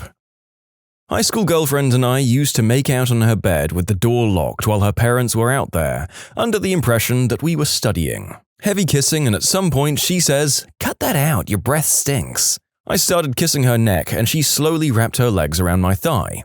A couple of minutes later, starts breathing heavily. Couple of minutes after that, her legs tighten around my thigh, and a couple of minutes after that, she suddenly goes rigid, eyes roll up until I see whites, rapid breathing, exhaling heavily. I panic. And this is my moronic thought process, since all the blood's left my brain. She's choking. I should give her CPR, but she said no kissing her mouth. So I close my lips around her nose and blow like a trumpet. She starts coughing immediately, but she's too polite to cuss me out, says she needs a drink of water and leaves the room. We continued to go out for about 6 years after that. In conclusion, didn't realize girlfriend was having a great time, thought she was dying, tried to save her by blowing sewer breath straight into her nose. I'm an idiot. I lost my virginity to my first girlfriend. I was about 16 at the time and was invited to stay the night because her dad was on a business trip. I was excited because we'd talked a bunch about doing it, and I was finally ready to lose my virginity. I get to her house and we're straight to action. She pulls down my pants, and my eggplant is as limp as a top ramen noodle. She did mouth stuff for about 30 minutes until I could at least get half a chub. I got on top and started ramming away. I didn't really know what to do with my hands, and at the time I know that people pull hair while doing the deed. So I crap you not, I stared down at her and take my 2 hands full of her hair on both sides and just pull in a downward thrust while I'm ramming away. Sometimes I think of this moment and want to disappear. I almost completely erased this memory. So I was young and I had my first boyfriend. We were experimenting in the bedroom, and I really wanted him to think my hoo-ha tasted nice, so I would literally rub strawberry fricking flavored lip gloss into my vajayjay.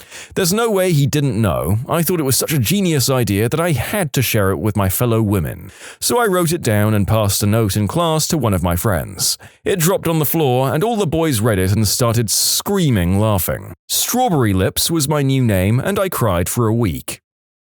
This was with a girl I dated in high school. My dad was getting drunk at a block party, so I got the idea to take his ski boat and go for a romantic boat ride. So we park in the middle of the lake and start making out and stuff. We notice our feet getting wet. The boat was sinking, so I start freaking out, bailing water out with cups, sopping it up with my t-shirt and wringing it out of the boat, just freaking panicking. Right before I accept the fate of my dad's $12,000 inboard motor ski boat and calm down, I remember that I didn't put back the drain plug before dropping it in the water, so I replaced it and drove back. I think aiming for getting laid and nearly sinking your dad's boat is a pretty unsurpassed level of financial disaster on a first date, although I'm sure we'll see many cases of emotional and reputational destruction as we proceed through the topic. Started dating 3 months before sophomore year ended. Once summer started, I completely ghosted her. Skipped to the first week of junior year, and I thought we were still together. You can imagine how she reacted when I approached her for a kiss. The shame is still real to this day. Told my first real girlfriend that I'm glad she wasn't the most beautiful girl in the world, so I didn't have to worry about every guy trying to steal her. The letters I've written. Oh, those letters. 15-year-old me thought he was deep and romantic. He wasn't. I hope they don't exist anymore. She started to ignore me at school. This was like maybe 1 or 2 weeks after we started dating. I called her house like 6 or 7 times one afternoon after school until her mum picked up, who was basically furious because I'd been hanging on the line. I explained to her that Alexa was ignoring my calls, and I hear in the background, "Alexa, why aren't you answering the phone?" To which she replies, "Because he's weird and he just keeps calling." I hung up the phone and went to my room. I carved her name in my wall with a pen. I still cringe about it to this day. I was walking her home, anticipating kissing her for the first time at her doorstep, and I kept licking my lips because I didn't want to kiss her with a dry mouth. Halfway to her house, she looks at me and says, "Stop doing that." I realized I probably looked really creepy. Broke up with her because my best friend told me to. We were perfectly fine together, but I guess I kinda worshipped the guy and his advice. He later tried asking her out when we split. We were all 14 to 15. Ugh, I'd honestly forgotten this memory until I saw the topic. My first date to a movie, we saw Titanic because that can only end well. We, as horny youngsters, aren't watching the movie, but instead making out and moaning in probably the third row of a packed theater. I'd never made out before, I assumed moaning was involved. So cringy and so gross. My first kiss in the movies was at The Bounty Hunter. It was interesting because I also got my first BJ a few minutes later in the same spot. I remember 4 things. 1. My parents and her parents were 2 rows in front of us. 2. The looks of disgust on the old couple's face 4 seats down. 3. She swallowed and it was way too much sensation for 16-year-old me. 4. Gerard Butler was in it. Declined staying the night because I was, and I quote, wearing a skirt and I didn't want it to ride up while I was sleeping. I licked her face to be random. God, that hurt to reimagine. Please don't mention hybridized eating utensils. He took me to Olive Garden and bought me that meat lover's lasagna. I'm pretty sure that's what it was called, and when we got back to his place, I wanted to show him how appreciative I was, so I gave him my first BJ. Turned out I wasn't ready for that job and I threw up the entire lasagna on his junk. God help me, I can't believe I'm finally sharing this story. That is horrible, but I'm sure there's a meat lover's joke in there somewhere. After I saw Eric propose to Donna on that 70s show, I went out and got a 25-cent ring from the local Pizza Hut and proposed. At school, in front of everyone. I was 16. I'm glad you could all share a cringe with me. To answer the burning questions, she did say yes. We didn't last, though. Sorry, no happy ending here, just teenagers doing impulsive things. I tried to defend her honor, and I got the crap kicked out of me by 3 guys. I earned cred for taking a beating, but she thought we should just be friends after witnessing that. We took a break, and I posted a video to Creep by Radiohead with the caption, "For that special someone." Oh, I almost cringed off my chair writing this. I was 17. We had just had a fight. I drove to his house and blasted "Scars" by Papa Roach from my car and just stood awkwardly at the end of the driveway waiting for him to come out. I really wish this weren't true. He did come out, but only to tell me I'm overreacting and he'll see me at school on Monday. Be right back, gonna go curl under the blankets to hide from the memories. I let him play with me down there at school with no idea the people at the next table could see. I told her I loved her within the first 24 hours at the school parking lot. My friend accidentally whimpered, "I love you," as he climaxed while losing his virginity. Talk of the school, apparently. She showed me a half-undressed pic and I was too embarrassed to look at it. After the first date of going to the movies, I never put my arm around her because I was too scared. We sat in my driveway and she didn't say goodnight because she was waiting for me to kiss her. I did nothing, so she finally kissed me. In defense mode, I licked my lips all the way around my tongue like Scooby-Doo does with the cotton candy in the theme song intro. I even did the kill me. I hit my girlfriend with my car. It was a complete accident. We're still friends and it's a story that still comes up in conversation every now and again. Look, people, the author here has his flaws. What are they? Oh, I don't know. They sing in the shower. Sometimes they spend too much time volunteering. Occasionally, he'll hit his girlfriend with his car. So sue him. No, don't sue him. That's the opposite of the point I'm trying to make. Well, she said that she thought we'd be better off just being friends, so I decided that I needed to do some big grand gesture to prove my love. It always worked in the movies, so what could go wrong? I practiced singing the song for weeks on my ukulele and figured that I would wait until after her softball practice was done and surprise her. I sang "You're Beautiful" by James Blunt.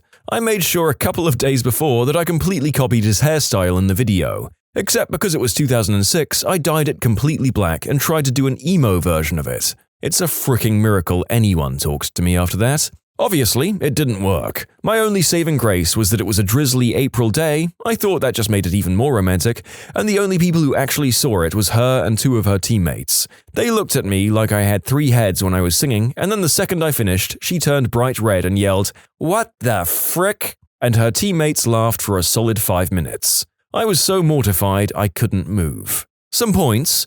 I wasn't a terrible singer, but I wasn't good. It didn't help that I sometimes added intentional breaks in my voice to make the song more emotionally powerful or something dumb like that. After I was done and stood in horror as her friends laughed at me and she stormed away, I kind of did a sad George Michael-esque walk in the rain to my car as I contemplated what would be easier, moving school districts or just driving off a cliff. We weren't friends after that. It was super embarrassing for her, and everyone teased her for months by singing James Blunt songs to her. I definitely had it worse, but high school kids are jerks. It also didn't help that about 2 weeks after, we were assigned as lab partners, and she raised her hand and asked the teacher if she could switch partners, and the whole class snickered. It seems sweet reading the story, but really it was super creepy, and I put her in an impossible spot. If anything positive came from it, I never had any troubles approaching women at bars because I already knew what the worst possible thing that could happen was, so it was only uphill from there. You can submit your own stories to be featured here on the channel. The story submission link is in the description below. And if you want to listen to some vibey music in the background, check out easymode, also linked below, and subscribe. My first makeout session with someone was with my first girlfriend. We were in her bedroom, turned out the lights, and went at it on the floor of her room. After a while, I feel something wet on my face. I didn't want to stop, so I just ignored it and carried on. She noticed it too and decided to turn on the light because something is really wet on our faces. The light comes on and turns out I'd had a massive nosebleed and there was blood everywhere. I was covered in it, she was covered in it, and there were bloodstains all over her room. If that wasn't embarrassing enough, when she went to the bathroom to clean up, her mum caught her in the hallway. She saw the blood and immediately screamed. Her assumption was that I was beating her daughter up and I got chucked out of the house. Took a lot of time and explaining for me to show my face there again. I also lost my virginity to the same girl to the song Kool and the Gang's Celebrate. That was cringy as heck too. I used to take laps around the playground and slap stickers on her butt. I don't know what I was thinking.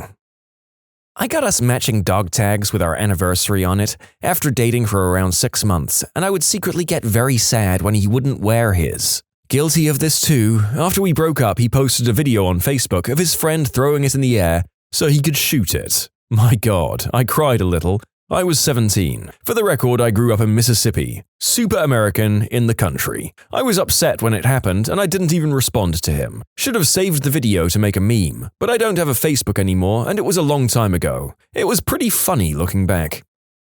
I was super shy back in the day, and I really liked this guy who had weirdly flirted with me in one of our classes. He told me I looked like some random celebrity when I wore my hair down, and how hot she was, so I never wore my hair up again for the entirety of school. I replied later by slipping a note in his locker, but didn't sign it. A few days after that, I threw in a t-shirt I thought he would like. He didn't know who it was from until weeks later when he finally wore it to school to see if anyone said something.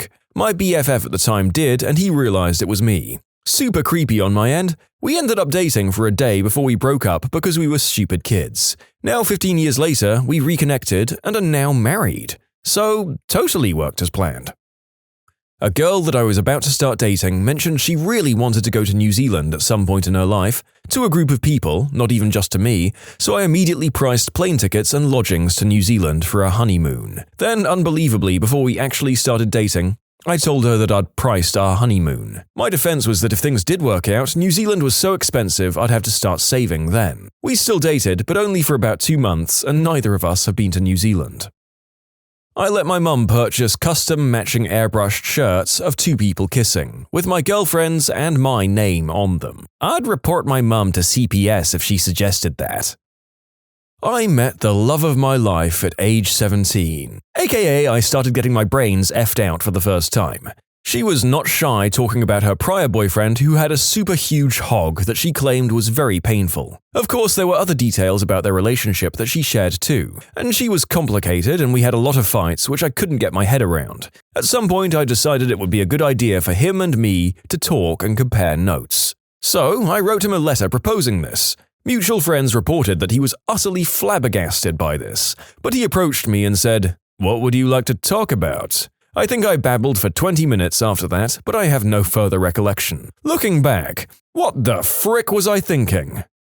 That is a very bold move, but honestly, I think I can say that it was the best possible reaction you could have gotten from him under the circumstances. I think most people could have reasonably expected silence or violence. Incidentally, that's my band name. I was so nervous on the way home. Being 14, his dad drove us to my house to drop me off. I leaned over to kiss him on the cheek. A quick peck, and then I threw up his mum's fajitas all over myself. We finally did the deed when at a party at my friend's house whose parents were home. The mother knocked on the door and said, "What's going on?" We didn't stop.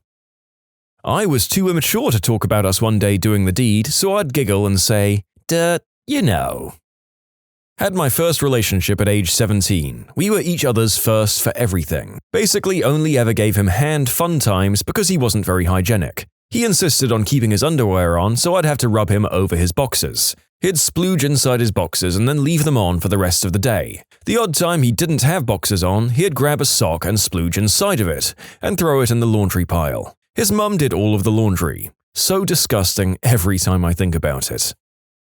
He French kissed me after eating a bacon double cheeseburger with onions and all sorts of other stinky stuff. I told him I had a bad experience with French kissing with a guy before him, lies, he was my first kiss obviously, and I would appreciate it if he never did it again. Bonus cringe, I rubbed vapor rub near my eyes to make myself cry when I broke up with him and told him I was overwhelmed and needed to focus on school. I was in 8th grade.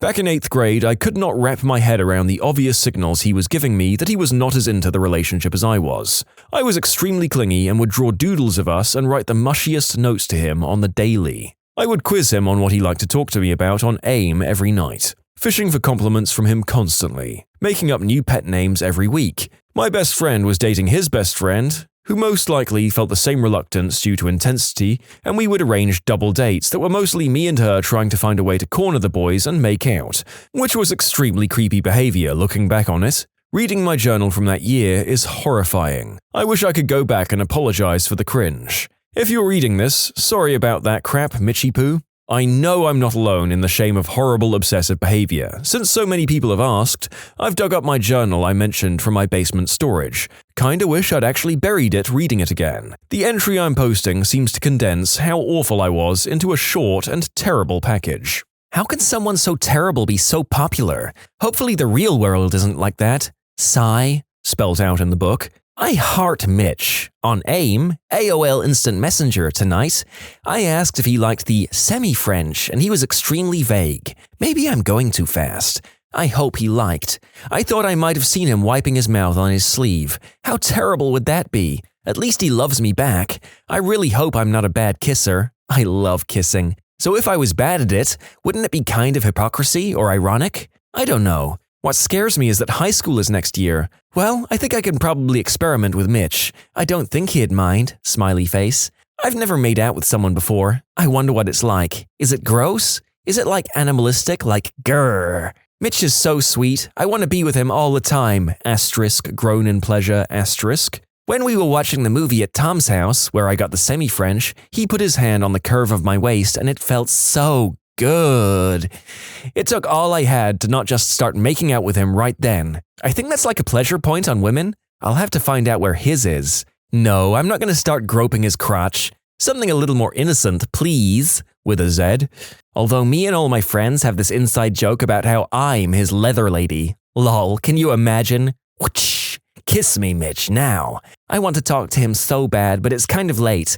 I'm going to have to find a really good place for this journal. I don't really know who I'm writing to. Hopefully not my future kids. They'll be all like, gasp, Mom was really bad. I'm not bad. I just have lust issues. Lol. To the person who's reading this, don't judge me. I was walking her home in our neighborhood. She says her parents aren't home. I say, cool, you have the whole house to yourself. And I walked back home, wondering if I'd ever get the chance to touch her chest. To answer the big question, yes, I did, eventually. Then we did more and were pretty bad at it. Then she faked a stalker in order to drive a wedge between me and my best friend, so I stopped seeing her. Up and down experiences all round, but hey, I got to do stuff to her for a while, once I caught on. We'd been texting back and forth, so I knew going to his house I'd lose my virginity. The guy opens the door wearing a full suit for the occasion and escorts me holding my hand into his bedroom. Jesus Christ. To give some context, it wasn't his first time. We'd been dating for around 2 months. I was determined and did go through with the deed. And what happened after was way worse than the suit. The guy had apparently told the entire neighborhood he was getting laid, and 3 or 4 of his friends broke into the house through the terrace in the middle of the deed. I promise I'm not making this up. After the whole episode was over, he left to the friend's party without inviting me. So he wasn't really a gentleman after all, as the suit had suggested. A couple of days later, we broke up. At the time, I felt horrible, but now it makes for the juiciest story. First real girlfriend in high school, we used to talk over the voice calls on MSN Messenger late at night. She just wanted to hear my voice, and I very quickly ran out of things to say, so she said I should just read whatever book I had around. She spent the next 30 minutes listening to my "Your New Getaway Computer and How to Use It" booklet. What are the funniest things you see posted by your no-filter friends on social media? She's caught up in a pyramid scheme, talking about how great it is not to work on a Monday. Friends is a strong word, more like Facebook acquaintances. But one twin just slept with the other twin's boyfriend. He's taking me out tonight. I'm the luckiest girl in the world. Men are all the same. Such frickin' pigs. Ugh. Oh, me and him are going to look at puppies today. Frick it. Enjoy your life with that new B-word. See if I care. Movie night Saturday with boyfriend. So nice to have someone stay in with you when you don't want to go out to the bars. Frick everything. Frick guys, they all want the same thing, and I'm fricking done. I kid you not, this crap has been going on with them very publicly for maybe 2 years now. But then again, the only reason I'm still friends with her is for my sick viewing pleasure, so who's really losing here? This high school friend of mine, I'm 42 now, so is she, meets the man of her dreams on Tuesday. Oh my god, I've met the one! He's at her house cooking for her by Thursday. Romantic dinner at home with my man. I love you, babe. Complete with pictures of a really basic pasta dish. The weekend is spent taking her 10-year-old daughter from another marriage to Disneyland or beach or other cool outing. Look at Mr. X and my little girl bonding. He's father material for sure. Haha. By Monday, it's all gone to crap. Once again, I guess you can never really know someone. Thanks again, men, for being such buttholes. I guess I'm just a forever alone kind of girl. 2 weeks later, it's the same thing, different guy. Lather, rinse, repeat. Every second of it plays out on her wall for the whole world to see. It's a train wreck and I can't stop watching. And I have to add this. Last Tuesday, the same girl posted a picture of the guy she was having dinner with. The caption read, "Love of my life." Today, Saturday, she posted that she's now engaged along with photos of her engagement ring. She's known him for 6 fricking days. The saga continues. I wish I had this much free entertainment from my friends when I was younger and on Facebook constantly. It wouldn't have felt like such a waste of time. I mean, it would have been, but it wouldn't have felt like it. So, this guy, screw it, we'll call him Mike because that's his name, dips out, leaves his wife, and bangs a super hot 20-something. This girl, let's call her Kay, is my ex-wife's nemesis. She had worked for me at a bar as a waitress and was always flirting with everyone. Ex-wife was convinced I was doing her for a while until she found out about Mike. While still hating her, she finally believed me. So time passes, we move, Mike and Kay are together for about 2 years. I'm divorced, my ex-wife moves back home and actually starts dating the new manager of the bar I used to manage. I'll refer to him as C. He's a really good guy and a friend. He even called and talked to me about it first, even after 2 years of divorce, because we used to go fishing together and were drinking bros in our early 20s. Him and Mike are super great buddies nowadays, as when I left, I guess they just started hanging out with each other. A lot. This has led to an absolute crap storm on Facebook recently, because both Kay and ex-wife think the other is screwing their man. I never thought Kay was the jealous type, and my ex-wife was fairly cool up to a point, when she started cheating on me and then got all paranoid that I was cheating too, apparently. Now every time Mike or C go out, a war erupts in the comments between the women. I've noticed a trend that whichever of the two posts first, she's apparently the lying working girl. Stop posting on my man's fricking profile, you fricking hussy, etc. A few of the best parts. Mike leaves town frequently, bangs other 20-somethings, comes home, gets busted, crap goes down on Facebook. She's got albums, still labeled, "Mike's a fricking scumbag," which are full of the texts that she screenshots and sends to herself. Yet, "I love my baby so much" about 5 times a day on her wall. C is a full-blown alcoholic, as in 18-pack-a-day kind of guy. Then he tops it off with a bottle of Sailor Jerry. He cheats on a fairly regular basis with the girl I dated before my ex-wife, if he's not on one of his 30-day cleanses for probation, every 6 months or so. I know about his cheating because my brother still lives there and goes fishing with Mike and C all the time, and she tags along too. I keep telling my brother to get a picture of them all together just so he can post it up on Facebook and tag every fricking friend he has in that town in it. But he hasn't given in to the dark side quite yet. Which is surprising because he hates all 3 of those women because they hate his wife for pretty much no reason. She's great. Maybe it's because she's actually happy. Plus, Kay is hot as frick and it's bikini season. Selfies all day long. I've got a guy I knew from high school who's obsessed with Herbalife.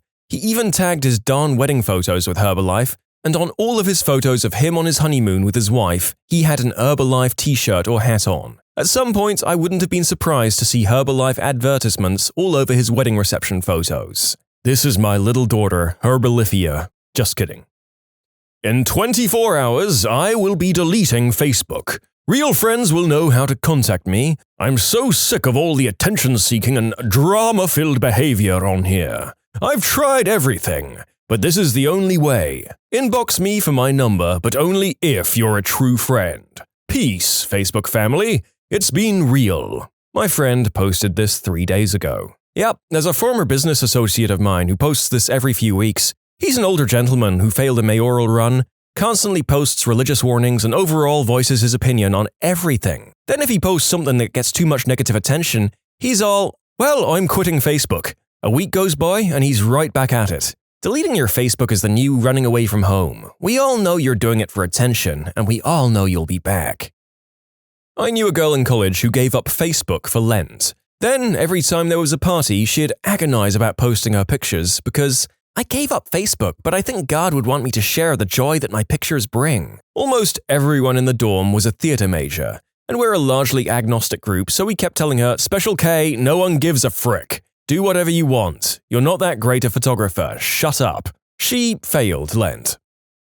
Oh, I don't know, my friend who only drops vague hints at the hope for sympathy. Sometimes people make me really angry. I just want to go to bed and forget this day happened. Oh my gosh, I know the feeling. What's wrong? I'm sorry, what's going on? You and me both. Let me know if you need something. Let me know if you need anything. Sorry I haven't responded. It's just personal and I'm not going to talk about it. Even more so is the little army who responds. Every fricking time. What's wrong, hon? Everything okay, sweetie? I'm here if you need to talk. You're an amazing person. Don't let anything get you down. Stop it! You're enabling this nonsense. It's always the exact same people and they never get a response. Ever. Makes me crazy. I know someone who keeps posting that her kids don't love her and are pushing her out of their lives for other people in their lives. Plot twist, it's my mother who I live with and spend the majority of my time with. When me and my roommate had a job together sitting at desks after hours with nothing to do, we'd go on my Facebook and find long conversations of people arguing and do read-throughs like a play rehearsal. Each time we'd read through as different characters like Macho Man Randy Savage or Rodney Dangerfield. This is one of the greatest and cheapest time killers I could ever suggest. My 91-year-old grandmother is calling out every family member who uses the F word in their posts and is shaming them. She's also threatening to wash their mouths out with soap like she did when they were kids. It's adorable. Yeah, I think that's genuinely hilarious. No negativity there. Although personally, up until my current age and weight advantage, I probably would have been scared enough to let it cow me into submission. My granny was a bit scary.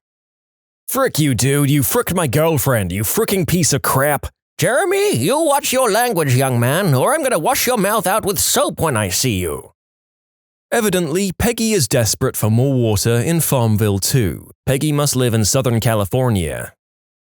A mother of a teenager I know shared graphic images of the bruises her soon-to-be ex-husband gave her. That didn't bother me, I felt bad for her. But when she decided to add photos of her bare butt and hoo-ha with very minimal bruising on them, things got weird. She makes her daughter take down posts she thinks if there's too much cleavage showing. Incidentally, she's also complaining that people reported her photos because they don't want to face domestic abuse. I mean, I'll face it, I just don't need to see your downstairs area again, Barbara.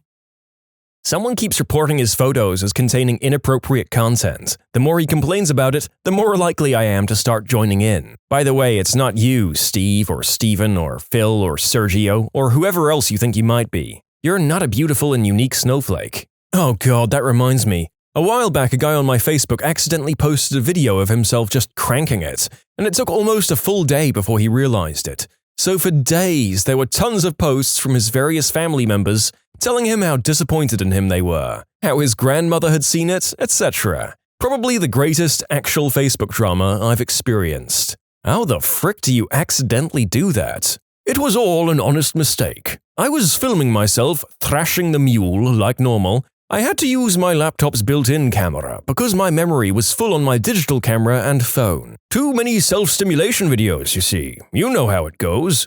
Got to monitor the form and correct weaknesses. Well, after I finished, I saved the file. How else am I going to re-watch it later?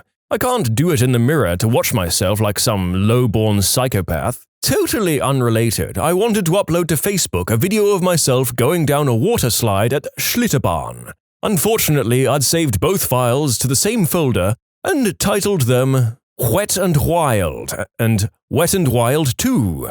You can guess the rest. Easiest mistake to make. It probably happens 1,000 times a day. There are lots of people chiming in to say he probably made it for his girlfriend and then it happened while his phone was in his pocket. Super easy. Call me old-fashioned, but when I film myself working the hog, I don't save the evidence for later. You can submit your own stories to be featured here on the channel. The story submission link is in the description below. And if you want to listen to some vibey music in the background, check out easymode, also linked below, and subscribe. My mother is the worst on Facebook. Don't even get me started on the group messages she sends to the whole family. Well, fine. Don't come to my party because you obviously don't care enough to cancel the plans you already have. And I'm like, Mom, I live across the country. I'm not going to take the day off work to come to your 3-hour-long Memorial Day party. My mom won't act ugly on Facebook, but she'll post something and call me later and say, "Did you see what I posted? Well, why didn't you like it? You should have liked it if you saw it." There's also, "I'm going to be heartbroken if you don't wish me a happy Mother's Day on Facebook." And she'll also organize family events solely for the purpose of gathering pictures for Facebook. Not kidding. She'll say, "I want to get pictures to post." When I know who's getting her 5th divorce in 12 years, I can't even begin to touch the drama surrounding that one. She's 19 and pregnant. She graduated from my high school early, but all of her posts from last night were vaguely aimed at her boyfriend and then saying, "I wonder what people from my school will think once they know I'm pregnant. They'd probably have a cow." Baby mama drama, and he always prefaces his posts by saying, "Y'all know I don't like airing my dirty laundry on here." There's a laundromat in a town near where I live that has a billboard that says, "Dirty laundry goes here, not on Facebook." I thought that was pretty clever.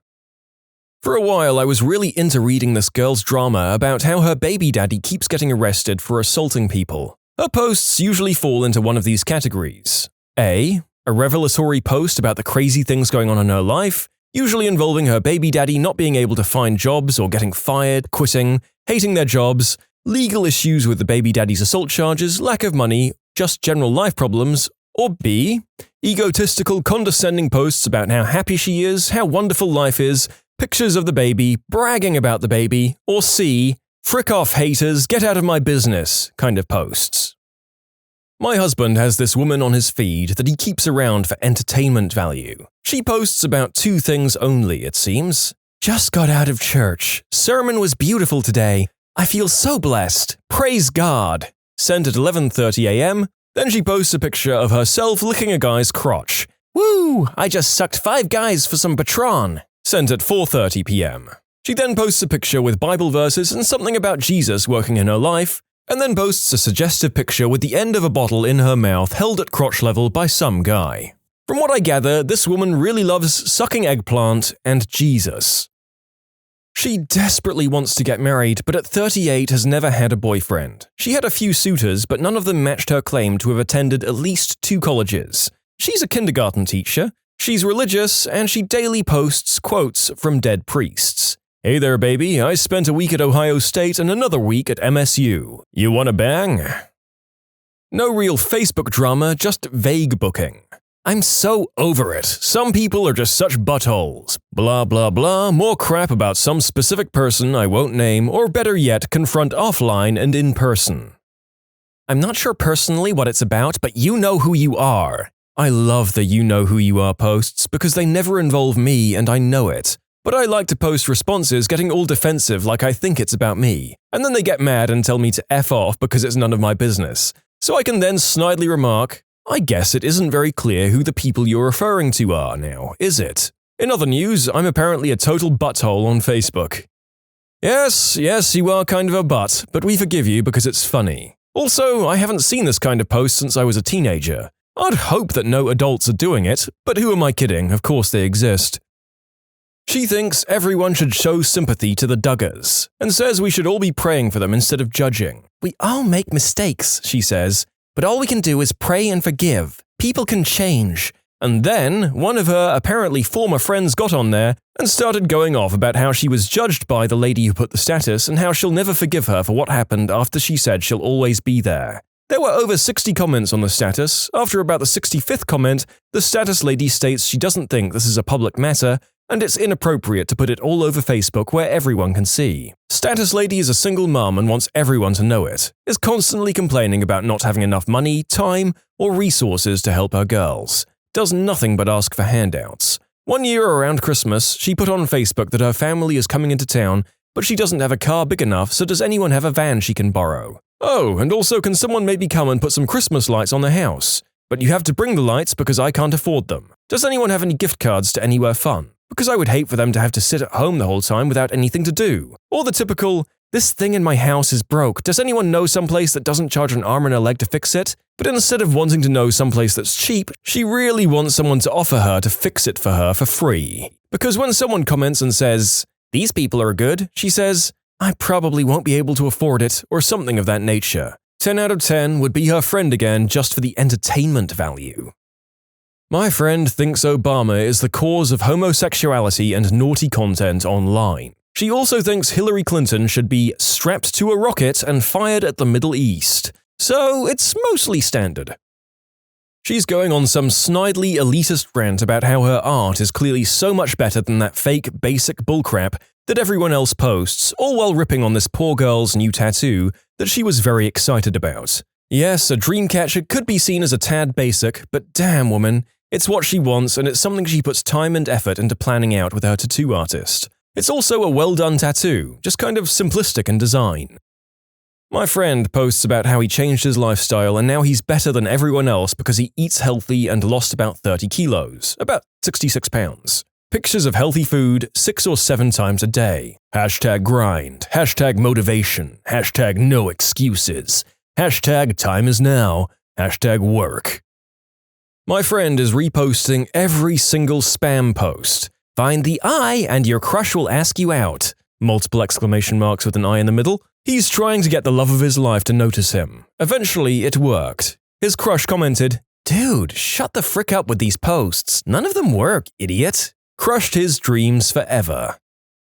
I know one who's currently separated from his wife and jumped into a relationship with another woman, then broke up with her after 2 weeks, so he bought himself a second used Mercedes. My cousin and I are both Syrians and we live outside. He posts daily, either ranting about football, he's a hardcore Italian fan, so just imagine the posts when Juventus lost, and he also goes on long rants about Syria. And he literally rants about everything in Syria, starting from the regime, to the Islamic State, to the Free Army, to every other armed group over there, to the Muslims living there, the Christians, to Allah and Jesus, to the cats in the street, to the nostalgia of the old vids and pics of Syria, and specifically Homs, since we're both from there. And he has about 1,600 followers, half of them close friends with him, and mostly they're religious. You should see their comments about being offended, and he replies to every single comment justifying his posts. And I really enjoy his posts. They're funny and so spot on, and I would have shared them with you if they weren't in Arabic, because they'd lose their humor with translation, and I'm not a good translator. One girl keeps posting screen caps of the amount she's owed in unpaid child support, and tagging the kid's father in the posts. My friends are having a really tough time accepting the Caitlyn Jenner situation and are arguing that there needs to be a third restroom. Well, I guess they aren't arguing because nobody is commenting, but still. He's very sad because people don't like his selfies enough. He posts about 7 times a day on Facebook and it's always a selfie, and if he doesn't get enough likes, he posts another mopey one. Her baby daddy has been texting other women, cue screenshots of said texts, trying to get a motel with them in Ohio. But that's fine because she's not giving their unborn child his last name and he's definitely not signing the birth certificate. And it just goes on and on. An acquaintance from high school who I haven't seen in more than 20 years constantly posts his exploits with his on and off again girlfriend. Apparently she's a crystal addict, doesn't work, and will do whatever necessary to get a fix. Every week or two they're back together, talking about how much they love each other and plan to get married.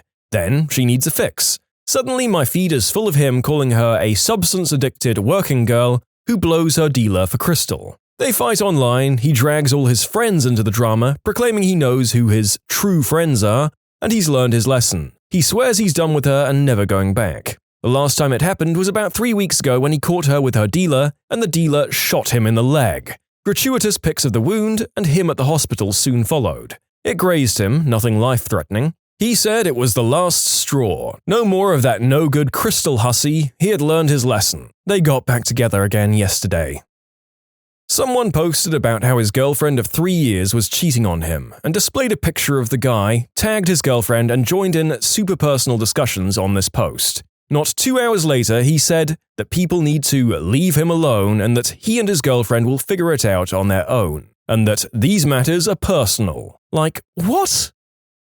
This one girl who went to my middle school made a video of her and her niece dancing to a song called Bless the Bottle, celebrating that she got the results of a paternity test back and the father is a guy who is married. They were dancing and singing along with baby bottles in their hands and throwing unused diapers in the air like it was cash. Since apparently this guy's wife works at a county job like DMV or something, so they figured this baby is going to be an 18-year payday. He still regularly compares himself to Batman and Solid Snake, is bitter about his ex cheating on him after he took her back 7 times over a year ago, claims he gets laid regularly but only posts pictures of him hanging out with underage girls, talks about all the substance users in our hometown when he himself still smokes spice, and generally just seems like he's one day away from going postal. Keep rocking on, Sean. I'm rooting for you. What's the worst way anyone has screwed you over? Not too terrible, but it sucked at the time. My college roommate took care of all the bills, so I just wrote him a check each month for my half, and he paid the rent, electricity, etc. Then one day, some of his friends from out of town visited for the weekend. I come home on Sunday night to find him half-packed. He says he's going with them. This kinda leaves me in the lurch since I don't have another roommate lined up or anything, and I can't afford the place on my own. But frick, I can't stop him from leaving. I suppose I could insist that he pays for another month of rent or something, but it didn't occur to me. So I said whatever and started looking for another roommate the next day. Then later that week, I get the first overdue notice. Then I get a call from the landlord. The F-word hadn't paid any bills in 2 to 3 months, so he was taking my checks, cashing them, and using the money for himself. The previous Christmas, he'd kept a friend's cat while she went home for the break. The cat stayed in his room, which was a disgusting mess. Ants eating the food that he'd left or spewed up, crap-stained underwear everywhere, just a disgusting place, so I felt pretty bad for the cat. After he'd moved out, I went in there and found among the moldy plates and bugs the complete, full and overflowing cat litter box. The cat had crapped and peed in it for 6 weeks or so, and at some point just begun crapping and peeing everywhere else instead. The cat left sometime in January. He had moved out in July. Luckily, I was able to get most everything straightened out, but it was super stressful for a while and I still resent him. You understand that by law, if you ever see this person again, you're required to punch him directly in the crotch, yeah? Duly noted. On the positive side, my next roommate sold a green herb, so I got a lot of it for free. When my dad passed away, his house was put up for sale at a public auction. The auction was set up by a notary. I was present at the auction, but apart from 2 other couples, no one else was. Because of the exceptionally low turnout and me being underage and not in the know about this kind of thing, the price was about a quarter of what the house was worth. It was sold. I now have to pay off a 20-year loan to be able to afford a house, while I could have had one for free. Afterwards, we found out that the notary had set up a deal with the bidding couple and forgot to schedule the sale in the official channels. Basically, no one showed up because all of 5 people knew there would be a binding sale that evening. My advice, if you're dealing with a notary or lawyer and you're not very knowledgeable in the particular field they're working in, get a second opinion. Heck, get a third if you want to be sure, because there are people out there who won't think twice about taking advantage of a 15-year-old who just became a half-orphan. The running commentary after this story was that the notary in question acted in bad faith and could probably be liable for legal action. There was no follow-up on whether justice was served, so I guess we'll never know. I moved out at 17 and had no checking account. Me and my buddy both worked 2 jobs in preparation for college expenses the next year, and we gave cash to the third roommate to handle bills and rent, only to find out months down the road that she had given not a single frick at any point or paid bills or rent for months. We kicked her the F out, and my other buddy fled as well because the cost of making it work was much too high. So I was stuck sorting the entire thing out myself. Goodbye, entire savings up to this point in my life. Hello, 3 jobs, college, and ramen every night for 2 years. I had my best friend's 14-year-old stepsister accuse me of doing the deed with her. She told all of her friends, and then when her parents found out, instead of telling the truth, she told a bigger lie. It's been almost 2 years now, and I'm still fighting the court case. My at-the-time girlfriend's mum offered me a job worth double what I was making now, but she had to interview me to make it look official for HR. I applied, but HR didn't like that I already had a job, so she told me to quit and apply again. So I quit my job and applied again, went in for the interview, and everything was great. My application was processing and I was totally going to get the job. I didn't get the job. After her and I broke up like 2 years later, she just admitted she was jealous I didn't have any debt, and she wanted me to lose my job so I'd be forced to get a loan, so I could be in debt like her and see how it feels. Don't stick your wang in toasters, or however that saying goes. Anyone else hear alarm bells at HR didn't like that I already had a job? Being claimed as a deduction for being in college while I was in the Persian Gulf, circa 1991, and end up being audited by the IRS. Having multiple utilities, gas, electric, phone, opened up in my name while I was in the Persian Gulf, and none of them being paid for, and they were in a totally different state, more than once. Having countless credit cards opened up in my name, none of the bills paid, and having a totally destroyed credit rating for 6 years, while I was in the Persian Gulf. Thanks, Mum. My mother was and is the epitome of a welfare queen. If there's any angle, trick, or scam she can get away with to get free money from someone else, or most importantly the government, she would not hesitate to lie, cheat, or steal her way into it. I was forced at 5 years old to go to the local store to spend $1 food stamp, before the credit card thing, to get her 95 cents in change so she could get something like cigarettes. I learned the hard way how she operated, and by the time I was in my early 20s, I disowned her. She moved away to Vegas to be near my sister to try and mooch off her. My sister learned after about 5 years, and my mother moved back to where I live in some vain hope that I'd forgotten. I had not. She continues to call every now and then to ask for money or to fix her car, or fix something else. Not even to ask about her grandchildren, of which I have 4 of them with my hot wife. Screw her and screw the horse she rode in on. My wife agrees, as do my children. I've never been on welfare as an adult. I work hard and pay for everything I have, and that of my children. And yes, I'm the 99%. I can only hope that people follow this advice when it comes to their credit and lives. Watch it like a hawk and do not trust anyone.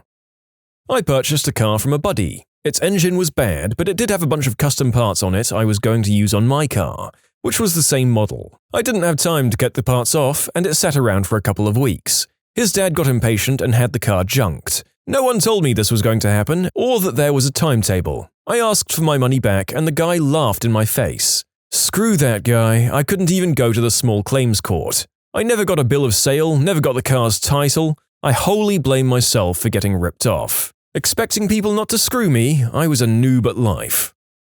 My girlfriend tells me she can't leave with me when I'm moving, but wants to come in 1 to 2 months when the semester is over. During this time, we talk every day. I continue to help her pay the bills, etc. 2 months pass and she says she's ready to move. Come and get me. I rent a truck, drive from Colorado to Virginia, and upon my arrival find a note in the door that she had an anxiety attack and is no longer sure she can move. No call to talk about it, no face-to-face, a note on the door. FYI, 4 weeks later she calls saying she was wrong and she loves me. I wished her well and never looked back. I mean, that seems like something done out of fear rather than malice, but yes, she should still have at least talked to you. Hope your life went forward well.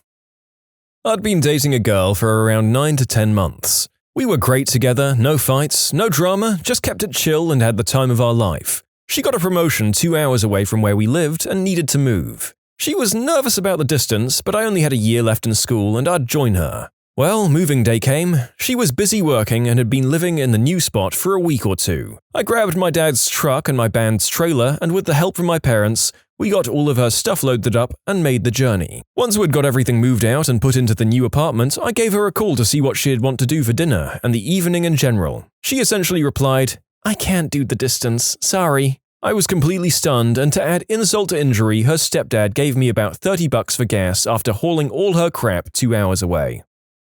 Took care of a very sick girl for 8.5 years. She had no responsibilities whatsoever except to do things that helped keep her healthy. She had everything she wanted and I was happy to provide it. When we broke up, she packed up all of my things, I was out of town, and then proceeded to tell horrible lies about me in a thinly veiled attempt to bully me away from fighting for my belongings. Ironically, I would have given her anything she wanted. All she had to do was ask. Over 3 years later, I'm still stunned by what happened. I was so blind. I'm not looking for sympathy here, but I was sleeping with this guy, always protected. One day, he couldn't find a rubber and convinced me he'd just been tested and was clean and wasn't sleeping with anyone else, and convinced me that we didn't need to use protection. Then he infected me with a transmissible disease. Lesson learned. Trust no one, ever. Parents got divorced, dad kicked my mum out, I was still a senior in high school. I graduate and take a job to try and save up. He decides to get a new girlfriend to spite my mum. Talks crap about my mum and lets this new lady bully me. She likes to F with me by smacking a hammer on my bedroom wall really early in the morning, sneaks into my room while I'm at work and steals things from me. I came to my dad begging and crying for him to help me. He calls me crazy, tells me to lock my doors every day in my own house, and accuses my sister of doing it. I catch the girlfriend stealing from me on the last day of work and tell my dad. He kicks me out the very next day. I haven't talked to him in over 2 years and I have nightmares about him. I made him pay me back over $1,300 that she stole from me, or I'd sue her. You can submit your own stories to be featured here on the channel. The story submission link is in the description below. And if you want to listen to some vibey music in the background, check out easymode, also linked below, and subscribe. A long time ago, began dating a girl. The girl turned out to be a genius-level sociopath. How do I make this long story short? A member of her family engaged only in manipulations in order to control her, so it's all she learned from growing up. Her IQ was like 140 or higher. She hid it. Seemed normal to everyone. Honestly believes that everyone exists to serve her. Won't ask for things normally. If she wants something, engages in social manipulations. She's deadly patient, too. We were together on and off for a while for years. Some highlights, or lowlights in this case. She manipulated me into selling most of my possessions, then spent the money mostly on substances. Stole my bank account information, bought herself tons of crap, then something for me. The birthday present overdrew my account, starting a chain reaction of crap. I didn't find out till almost a year later. She threw out letters from the bank, but continued writing bad checks from my account. A year later, I almost received felony bad check charges, and I had to hire a lawyer for about $7,000, plus the amount of the bad checks, so that I wouldn't have anything on my record. I found out much later that she kept 6 or 7 guys on the line at all times, all for different reasons.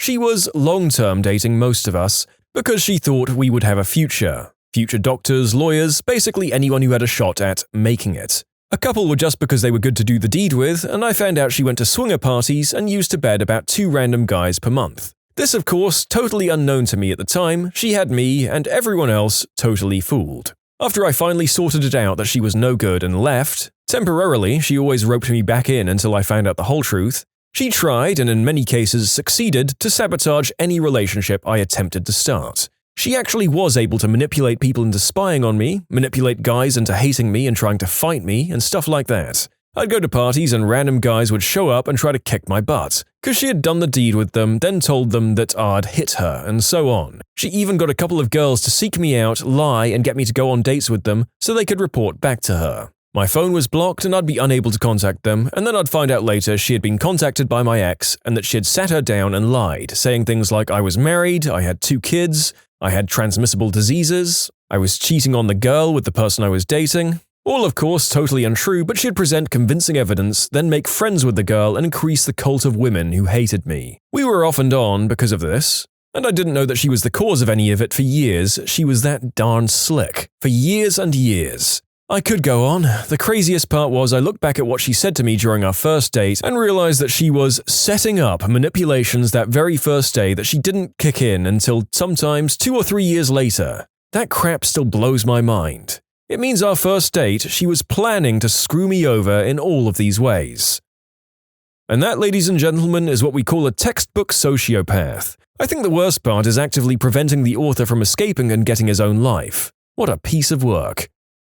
My mum made me so sick with her behavior that I ended up in the ER as a child because I was spewing blood for days. I'd developed stress ulcers. Here's just a few of some of the things she did while I grew up there. She always dumped her emotional crap on me, such as how my dad wasn't doing the deed with her anymore, how he didn't please her, and how he didn't love her anymore, and how daddy was so mean. One day while crashing at yet another stranger's house, I overheard her telling my father that she didn't love him anymore and wanted a divorce. She came into bed with me, cried, took off her wedding ring, gave it to me and says, "Daddy doesn't want me to have this anymore, you might as well wear it." Then she put it on my finger. That doesn't sound so bad reading it, but imagine all the thoughts a child would have about wearing her mother's wedding ring after hearing they are getting a divorce, and all of the responsibility placed in that moment. I ended up consoling her to sleep like she was my baby. Story of my life. I'm so sorry people like that have a license to breed, even if it means I wouldn't have existed as a result. That sounds emo, I mean it honestly and seriously. I lived with my father. Mother lied and said she had a steady job and a house, so I was sent to live with her because she had ruined my dad's credit by running up huge debts in his name without his knowledge, causing our house to get foreclosed on. She lived in a van behind an adult club. When all of my things arrived, she simply dumped them on the side of the road and I never saw them again. I spent the next year living like a homeless person at 10 years old, and she bullied me not to tell anyone. Finally, I did and my dad came up and got me, but gosh darn that screwed me up. I was a year behind in school, ill, and I lost all of my stuff. Little personal, but screw it.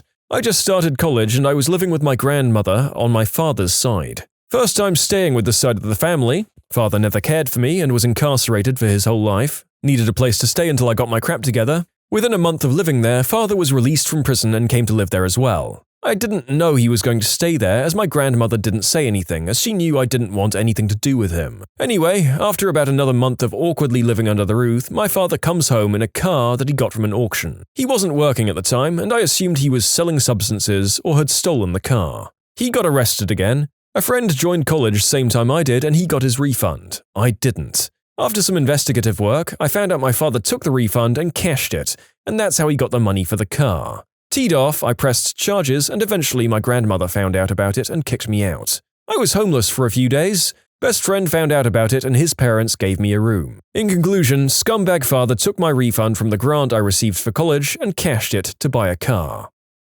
My ex ceases our activity in the bedroom, citing how it goes against her faith and she feels guilty about it. I'm fine with this and we date for 3 more months. Everything seemed great until the end where she tells me she's 6 weeks pregnant. I'm not very good at math, but I do know 3 months is greater than 6 weeks. I don't see the problem here. Someone else got her pregnant. That's your get-out-of-jail-free card from a crazy person.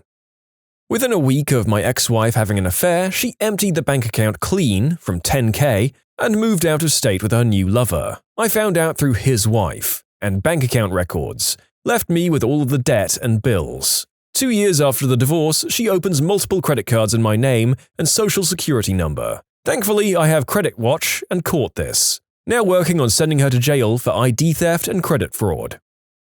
I had a brand new Yamaha R6 and I let my friend try it. He's experienced and wanted a new bike, so he tested my bike. He did a wheelie and of course dropped it. Totaled the bike, blamed me for not having full insurance and didn't pay a cent. Have not talked to him since. But now I have a brand new R1. Never let anyone ride your motorcycle. If you break it, you pay it is what I always tell when friends or family want to ride my motorcycle or car.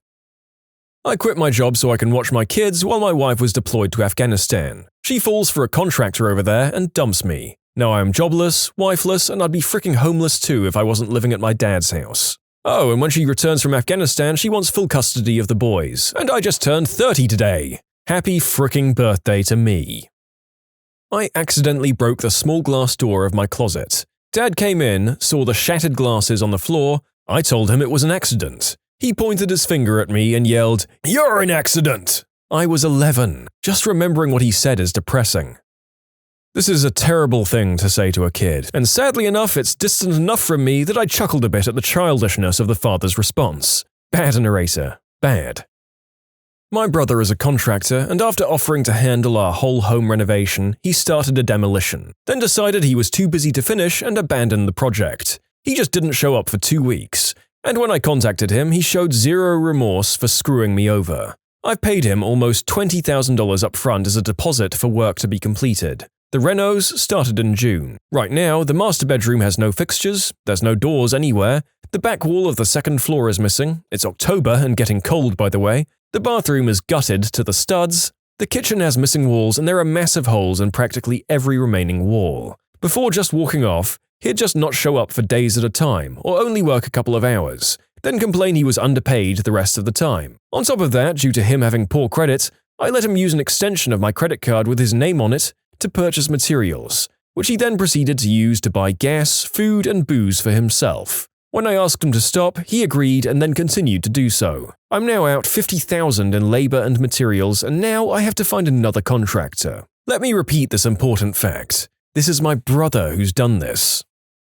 My grandmother did very well in life, and in death left a sizable amount of money to the family, including me. At least that's what I thought, because she showed me a copy of her will about a year before she passed. I get a copy of the will mailed to me by my uncle's lawyer, and it has her handwriting on a new amendment, giving all her estate, her outstanding CDs and investments over to him and him alone to do as he pleases. She was in hospice care for 6 months, and I'm betting money she was high on painkillers when he convinced her to sign the amendment. I still have nothing from her, and he's a Catholic priest. Frick. Spent close to 10 years working for a guy who I considered to be like family for less than minimum wage. I helped him build his business up into a very successful entity. He had promised I would get a raise and my own store to manage. I trusted him because I'd known him since I was a child and he'd never steered me wrong before. I did everything he said, and each time I did something new that he asked for or reached a new goal, he said it wasn't done right and I'd have to do it again. I brought in a good amount of money from his clients and kept them there. Yet he said no when I said I needed more money to survive. I told him I was cutting my hours back because I had to go get another job. He said I was being selfish, and when I took time off to spend with my family and girlfriend, he said I was neglecting my duties. Told me I needed to quit or start over with reduced pay and no title. I quit. Soon after, a number of clients left as well. His wife, who ran the books, is now leaving him and his other employees have left as well. Clients continue to leave on a regular basis. The place was my life for a long time. It was my dream to have my own location. He promised it to me, but screwed me over. I lost 10 years of my life. Best thing that ever happened to me, though. What's your best example of sweet, sweet karma?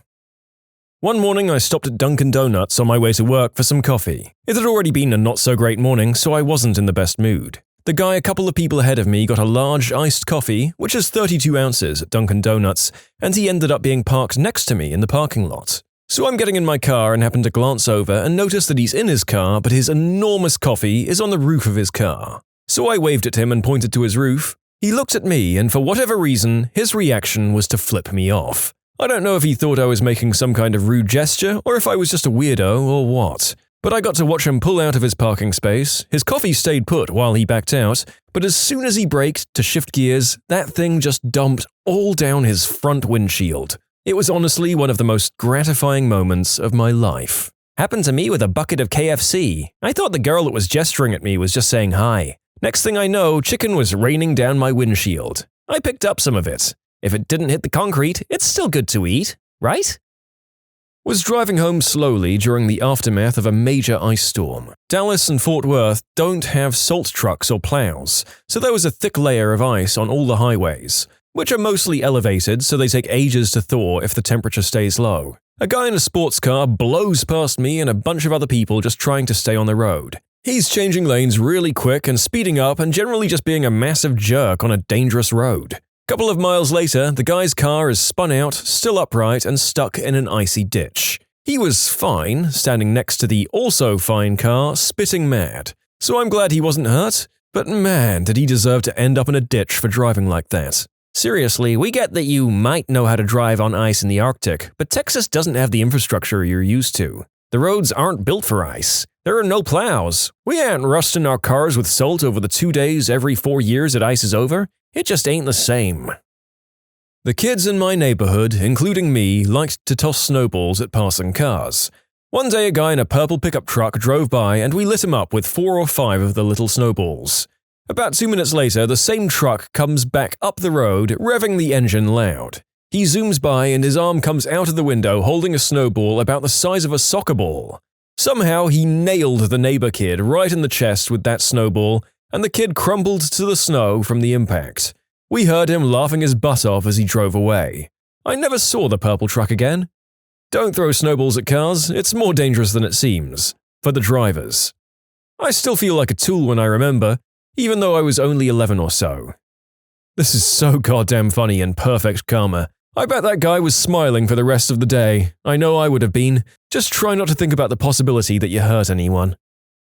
A few years ago, I was out at a pub with some friends for my birthday. A few of them are sitting outside and my best friend coughed. This apparently infuriated a girl sitting nearby, and she had her boyfriend just start beating the crap out of my best friend. My best friend was female, by the way, and her boyfriend. My best friend is a little scrapper, so she can hold her own in a fight if she needs to, but the guy is the one throwing the majority of the punches. Police obviously got called, and the guy legs it before they arrive. The police took a few statements from my friends and start trying to find the guy in order to arrest him. But even after a few weeks, they still hadn't found him. Best friend gets a call from the police station soon after to say that they'd arrested the guy who'd beaten up her and her boyfriend. Turns out they hadn't been able to find him because while he was running away from the pub that night, he had tried to jump a high fence, fallen, and hit his head, resulting in a 6-week coma. Best part is that after being in a hospital for 6 weeks, he got arrested. Even better, head trauma probably ensured he remembered very little about the night. The guy probably had no idea why he was being arrested. I don't know, man. If you're the kind of guy to start throwing punches at other people on command, you probably have a pretty good idea of why you're being arrested. Me? Sir, your brake pads are worn down and your rim is worn. There's also a crack in your head tube. The customer? I just need the puncture fixed. Okay, sure, it's not safe to ride though, you understand? It's been fine for years. I proceed to fix the puncture, the customer rides away and not even 5 meters from the door the rim collapses under the pressure. And he goes over the handlebars. It's been fine for years though, right? People are stupid. Some of the crap I see is crazy. We have this one customer who's an engineer, he actually is, and he runs his bike to death, then refuses to spend money until something fails. Latest thing was the handlebars. Engineers can be especially dumb. I have classmates who are incredibly gifted when it comes to academic work but have zero life skills or common sense. A guy I know almost burned his room down when he set fire to his curtains using a hot plate because he didn't know he was supposed to keep an eye on the food he was cooking. This kid I would go to school with. Met him my freshman year and could tell right away he was a huge idiot. He would constantly brag about all the substances he did, and he would call girls fat and stupid C-words right to their faces. He even hocked a loogie on one of my good friends who tried to get into his fraternity's party. This kid is also 6'3" and 220, so unless you're that big, there's nothing you can really do. Well, just last week he called some girl fat, and when she got up in his face, he knocked her out and literally body slammed her friend coming to her aid. The girls went to the police and told them everything. When they went to his house to arrest them, there was a glass pipe and clear view. So through reasonable cause, they searched his room. They found a ton of Xanax, white snow, and green herb, so not only is he going to jail for attacking the girl, but also felony substance charges with intent to sell. Lesson to be learned, karma is a B word.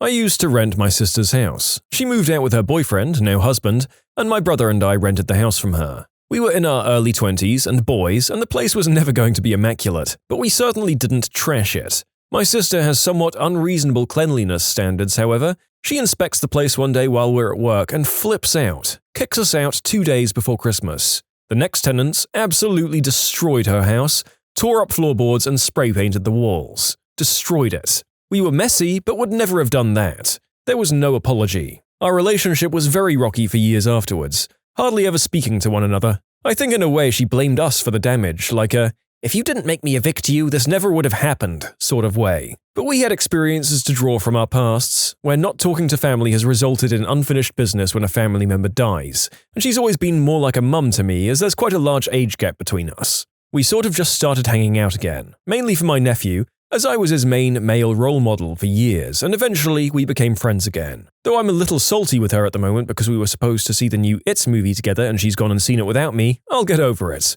And no, we don't talk about it, it's not funny yet. The moon landing conspiracy theorist who followed Buzz Aldrin until Buzz punched him right in the face. Why is it always so gosh darn satisfying when you see the girlfriend be like, just ignore him, he's stupid, just ignore him, and then they go too far and she just kind of moves to the side, giving the signal to punch him. One of my former bosses, he was a hotel manager for a corporate company, worked off salary and never had to clock in. The guy was as dumb as rocks. If you were new and had a question, he'd literally only say, look at the manuals. Never anything else. He was present maybe 2 hours of his entire week. He never came in, somehow never got caught after 10 years of working there. Well, the guy got canned 3 days after I quit. It all caught up with him eventually. I've heard 3 years later and he's still struggling to find a job. When you've held something down for 10 years and get fired, it doesn't look good. Yep, some of my best managers have had the same statement in new jobs: there are no stupid questions. And while that isn't necessarily true, it's a great thing for nervous new hires to hear if you can back it up. A dude on a bike somehow caught a ball kicked at him and he ran away with it. I came back to a restaurant one day a week I used to be head chef at after I left the industry. They were short-staffed and willing to pay me an absurd hourly rate. First day back, the new head chef, who didn't know I'd worked there before, literally screamed at me and told me, "You, bossy C-words like you are why I treat women like crap." The restaurant owner happened to be dining at the bar when this happened, and the guy in question was promptly fired. I hope he's miserable. Haha. Vile sexism aside, how dumb do you have to be to do that? It was later revealed to me that he has a very severe alcohol dependence and problem. I think that accounts for the volume, at least. Back when I was washing dishes at age 16, this one waiter would just throw plates and silverware into the bus tub I used for soaking, particularly caked on or messy food. The crap would splash all over me every time he threw it in there. Eventually, I just shot him with the industrial dishwashing hose, and he got sent home because he couldn't wait tables soaking wet. It is well known in every restaurant I've ever worked in, 10 years in the industry, that if you splash the dishwashers while putting crap in the tubs, you could expect a spraying the next time they saw you. Don't mess with the kitchen. Dish pit counts as the kitchen. Not me, but a friend of mine did this. During the fall, his neighborhood would put bags of leaves out on the curb for a pickup. These punk kids would always drive over the bags, making a big mess in the street. So one day, he takes a stack of cinder blocks and hides them in the bags. He said he could fit 8 blocks in each bag, and then fill up the rest of the bag with leaves. The kids drive by, aim for the bags, boom, big damage to their cars. He said that they stopped their silly behavior after that. Man, I had a substance dealer live across the street from me, and his customers were some of the biggest jerks I've ever seen. They hit my mailbox, garbage cans, completely drove through my ditch. The city maintained cutting the ditches, so of course the grass there was always waist high. I lined my ditch with huge, as in 200 pounds each, slabs of stone. First day literally removed one guy's bumper and incapacitated a different car. Easily damaged 15 cars a week. My first-year college roommate cheated on each of the 3 girlfriends he had that year. I'd bet my house that he continued to do this all through college and beyond after I stopped living with him. Just last week, I found out from a mutual acquaintance that he'd discovered his fiancée had been cheating on him about a month before their wedding. I mean, you had that coming, you idiot. You can submit your own stories to be featured here on the channel. The story submission link is in the description below. And if you want to listen to some vibey music in the background, check out easymode, also linked below, and subscribe. I tried to bully a kid by hitting his bike with mine, and I went right over my handlebars. I respect that you'd come into this thread and be like, I was the jerk. My friend, I'll call him Zeke for convenience, and I will go to this old dock from time to time just to hang out and talk because the area was beautiful, and there's an old building where an event site used to be. So we just dig through the massive lost and found or spray paint some hip cool art, yo. Memes mostly. Well, one time Zeke brought a friend who was on Snapchat or something on Zeke's phone the whole time yelling about some stupid breakup, like screaming. He got aggressive because we told him to chill. Well, Zeke wanted his phone back eventually, but the friend refused to give it, because that friend was a prick. The friend proceeded to drop then catch his phone over the 30 feet deep water. I grabbed the phone and calmly said that was stupid. The friend whipped out his own phone, but he preferred Zeke's, I'm still not sure, and said, "Watch this." He dropped the phone and missed the catch, and it sunk into the pure brown water, descending quicker than the kid could open his mouth to scream. My friend was dating a guy and she told me he had a 500 horsepower Mustang. I went for a ride with him. He later totaled that one, doing 40 miles per hour in the rain with traction control off, with drag radials, and he got a newer one with 700 horsepower.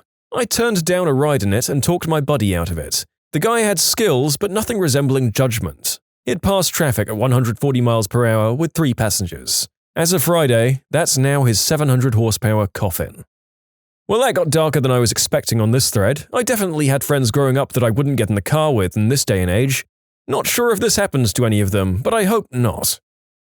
I came from a pretty large school that was very competitive about academics. I finished 51 out of 650, and I was very happy with that. The valedictorian, who I barely knew, said to me the week of the graduation that she didn't know how she didn't have more competition. High school is so easy. Then she said, "Like, take you for example. You're pretty smart, but you set yourself back in life by not trying to be valedictorian. Like, you couldn't get into an Ivy League with your rank, and my valedictorian title gets me in wherever." On top of that, my best friend was getting paid to write essays for people, and I knew Miss Pompous valedictorian brought many from her.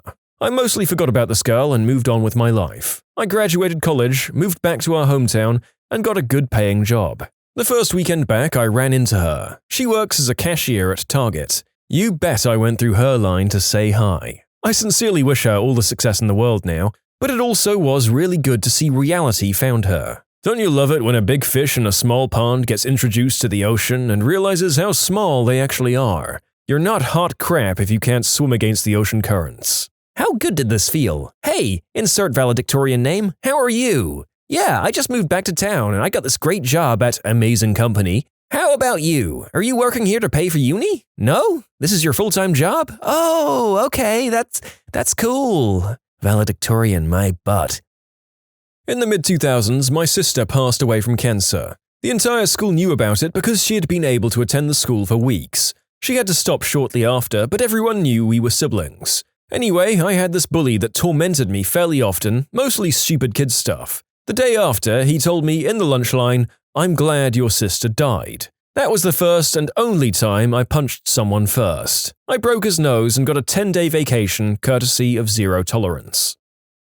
When my friends and I dumped bottles of glue into this other kid's snow boots in 6th grade because earlier that day he nailed me in the face with an ice ball and laughed at me while my face bled. His boots were completely ruined, and he couldn't go outside for a while. I don't remember the teachers doing anything about it because we didn't have security cameras at the time, and the kid was a little crapbag, so they probably didn't care. Today at lunch, I kept telling my preschool student to stop looking under the table because he was going to hit his head. Halfway through my 3rd repetition, he banged his head on the table. He stopped. I and my parents were on the highway, and we were at a part that didn't have passing lanes. I think it might have been a national park or something, and this guy kept on tailgating us. He almost nudged our car as well, and since he couldn't pass us, we were stuck like that until we passed the park. The guy seriously almost caused us to crash our frickin' car, with how ridiculously dangerous he was driving. He passed us eventually, and about 5 minutes later, we saw him pulled over by a cop. There's a video of some D-bag in a truck annoying a lady on a highway. She's filming him, and he very aggressively pulls up beside her and flips her off before purposefully cutting her off. But when he slams on the gas to get out in front of her, he loses control of his truck and immediately wrecks it while the lady continues to film. God, that felt good. One of my co-workers' kids was being super crappy to the animals. We train horses and take people for trail rides, as well as have a crapload of farm animals. He was chasing the older horses and the chickens with a stick, and they were all just kind of putting up with it. Now my horse and the milk cow were chilling together in the corner, and he tried to hit the cow with a stick. And oh boy, neither of them were having any of that. My horse swung his head at the little piece of crap and showed him his teeth. He would never actually bite or touch him, but he knows how to look scary as all get out when he wants. And the cow head-butted the kid into the dirt while the horse had him distracted. Guess what? He has a lot more respect for animals now, and he stopped trying to hit them with sticks. For those of you wondering why we didn't make him stop, we figured he'd hear it better from a 1,000-pound animal. Non-commissioned officer in the Royal Navy. A few years back, had a lazy officer, a pilot, doing my report for the year. He never filed it and my promotion went back at least a year because of that. I later heard he got promoted to lieutenant commander. Turns out he was faking his medical documents so he could keep flying as he was no longer medically fit. Discharged from the Navy, no pension, and a criminal record. If he was honest, he would have got a medical discharge and a medical pension. I was promoted in the end, but it took longer than it should have. Two of my friends got involved in a love triangle. One did the deed with the other's wife, then told him about it because that's what a real friend would do, and then after a few random incidents, this butthole decides he wants the wife as his new girl. He calls the other friend and tells him he's coming to kill him and take his wife. Highly drunk, by the way, to which he was told, "If you come here, I'm going to crush your skull with a bat." He proceeded to walk for hours to get there to do what, do you ask? To get the crap beat out of him with a bat. Didn't die, but was severely beaten, and it took surgeries to fix things, including a shoulder replacement and completely removing about 6 inches on his humerus. Investigators said they estimate he was hit between 35 and 50 times. There's a strange scale of trying to do the right thing, failing to continue to do the right thing, effing around, and finding out here. What an interesting story of self-discovery it was. This was years back in high school, but I remember this football jock who was your typical butthead to everyone just because he was stronger, cooler, and all that jazz. He also did substances which he thought made him cool. Him and I didn't get along well, even though we were on the same team, because he loved bullying people and I'd tell him to F off. Anyways, it was his dream to join the army and become a ranger out of high school. On grad night, our school went to Disneyland, and he never showed up for graduation. I found out later that he tried sneaking substances into Disneyland on grad night, and since he had turned 18 recently, they booked him as an adult. Can't exactly become a ranger with a record of dealing hard substances to minors. Felt like that was payback for all the bullying and nonsense he pulled for years. The company I worked for got bought out, and one of our executives basically sold many of us out with demotions, firings, etc. It was bad enough that it was happening. But this guy just wouldn't be honest and candid with us during the process. At some point, people got wise to the situation and there were mass resignations. The executive that had sold us all out got fired one day due to his inability to retain the team and left the building with tears in his eyes. I was at the beach and this lady was sunbathing in front of me with one of those aluminium tanning sheets. She had her leftover food in a styrofoam container wrapped in a plastic bag and a couple of seagulls were beginning to grab at it. About 6 or 7 were sort of pecking at it, and I got up to shoo them away. More had congregated and I tapped her shoulder to let her know what was up. She looked at me, rolled her eyes, and literally waved her hand, dismissing me, and laid back down. The 6 or 7 seagulls had doubled and I once again got up, shooed them away, and alerted her to the upcoming disaster. She once again rolled her eyes and was clearly not to be bothered by a concerned beachgoer. At this point, I was mildly hallucinating at the edible I'd taken earlier, and said, "Frick it," and watched about 50 seagulls slaughter her leftovers. She got up in a frenzy, birds and food everywhere. Never have I laughed and pointed so hard at a person in my life. It was uncontrollable. Tears were streaming down my face as she got up, terrified and shocked at what had just happened. It was so satisfying. I don't think I've laughed harder at anyone else's expense since. Just thinking about it now brings back wonderful feelings. How have you got a repeat marketing or scam phone call off your back? I got a call from the Social Security Administration. I asked for the company's address, and he paused and said, New York, America. I took a call from the "I hear you've had an accident that wasn't your fault" call that I get about once a week. It's automated at first, but as soon as I said yes, I got put through to someone. I spent 20 minutes explaining how someone reared into my lane and crashed into me, and it wasn't my fault. At the end, when they asked me for details on the damage, I explained that they'd bent the handlebars a bit, but the bicycle was mostly okay. They hung up on me, and I haven't heard back from them in about a month. I always answer, "Hello, Federal Bureau of Investigation, Telemarketing Fraud Department, how may I help you?" For some reason, they always hang up on me. Yeah, got a call from the duct cleaning people. I told them I don't have ducts, I have geese. They just hung up on me and haven't bothered me since. I told them that I was a member of their branch, a floor above them, and that they misdialed. They said, "Frick you," and hung up. I didn't get a call back from them for a few months. Oh man, this is great. I think I'm going to have to finally start picking up on these idiots and take my own spin on this. Let them go through whatever little spiel they have, add in a little giggle here and there, and finally just start laughing and tell them it's James or Cindy down the hall, and ask them out on a date. I asked them for their social security, and they hung up on me. Whack. Haha, I just did the same. I answered all worried and said, "So, I can borrow yours for a while instead, right?" They got angry and hung up on me. No calls back though. The thing that really gets them is wasting their time. They're getting paid to make calls, so the longer you keep them on, the better. One thing I like to do is start rambling a story that goes nowhere, like Grandpa Simpson does on The Simpsons. You know, survey? Yes, I've taken some surveys in my time. Why, I even worked on one. Now, I think it was in 06. Or was it 07? No, it must have been 06, because that was the winter I crashed my Buick. God, I missed that car. It was such a beautiful shade of green like the jungle. Now, I've been to the jungle, and boy, do they have mosquitoes. You know, as a working voice actor, I can't help but feel like I'm really missing out on some opportunities to have some fun with these people, instead of my usual frustration. A pity that most of mine seem to be robots, but oh well. I'm sure another scammer will call again, since it's just an act that all of them do, but I got a social security scam call. They told me they'd found 22 pounds of white snow in a Toyota Camry with some blood in the front seat because they always say that exact line. I responded, "Oh my god, that's terrible. So are you telling me that this was not you who left the car there?" "No, that was me, but I had 30 pounds of white snow in that car. Are you telling me that 8 pounds went missing?" So he was very confused and I was accusing him of stealing it. Then he started swearing at me until he hung up. No, it was a silver Toyota. Wait a minute, is the body still in the trunk? The last call I had was the standard, "You've been in a car accident." I had a little chat with them, but they hung up once I told them I'd been decapitated in the crash. I always hit the button to speak with a person or get more info, or sometimes they call with a live person to begin with. I put on my most seductive voice and say, "Hey baby, how you doing?" They usually hang up immediately. If not, my next response to whatever they say is, that sounds really hot. What are you wearing?" Pretty close to 100% hang up and just don't call back. This guy keeps calling me, telling me that there's a warrant out for my arrest and the cops are looking for me. Cool, I'm like, what town do I live in? What town do you live in? The guy gets teed off and hangs up. I crap you not, he calls me back in a week. I'm like, oh my god, it's you again. Did he figure out what town I live in yet? And he says he freaking hates me and hangs up. Never got another call.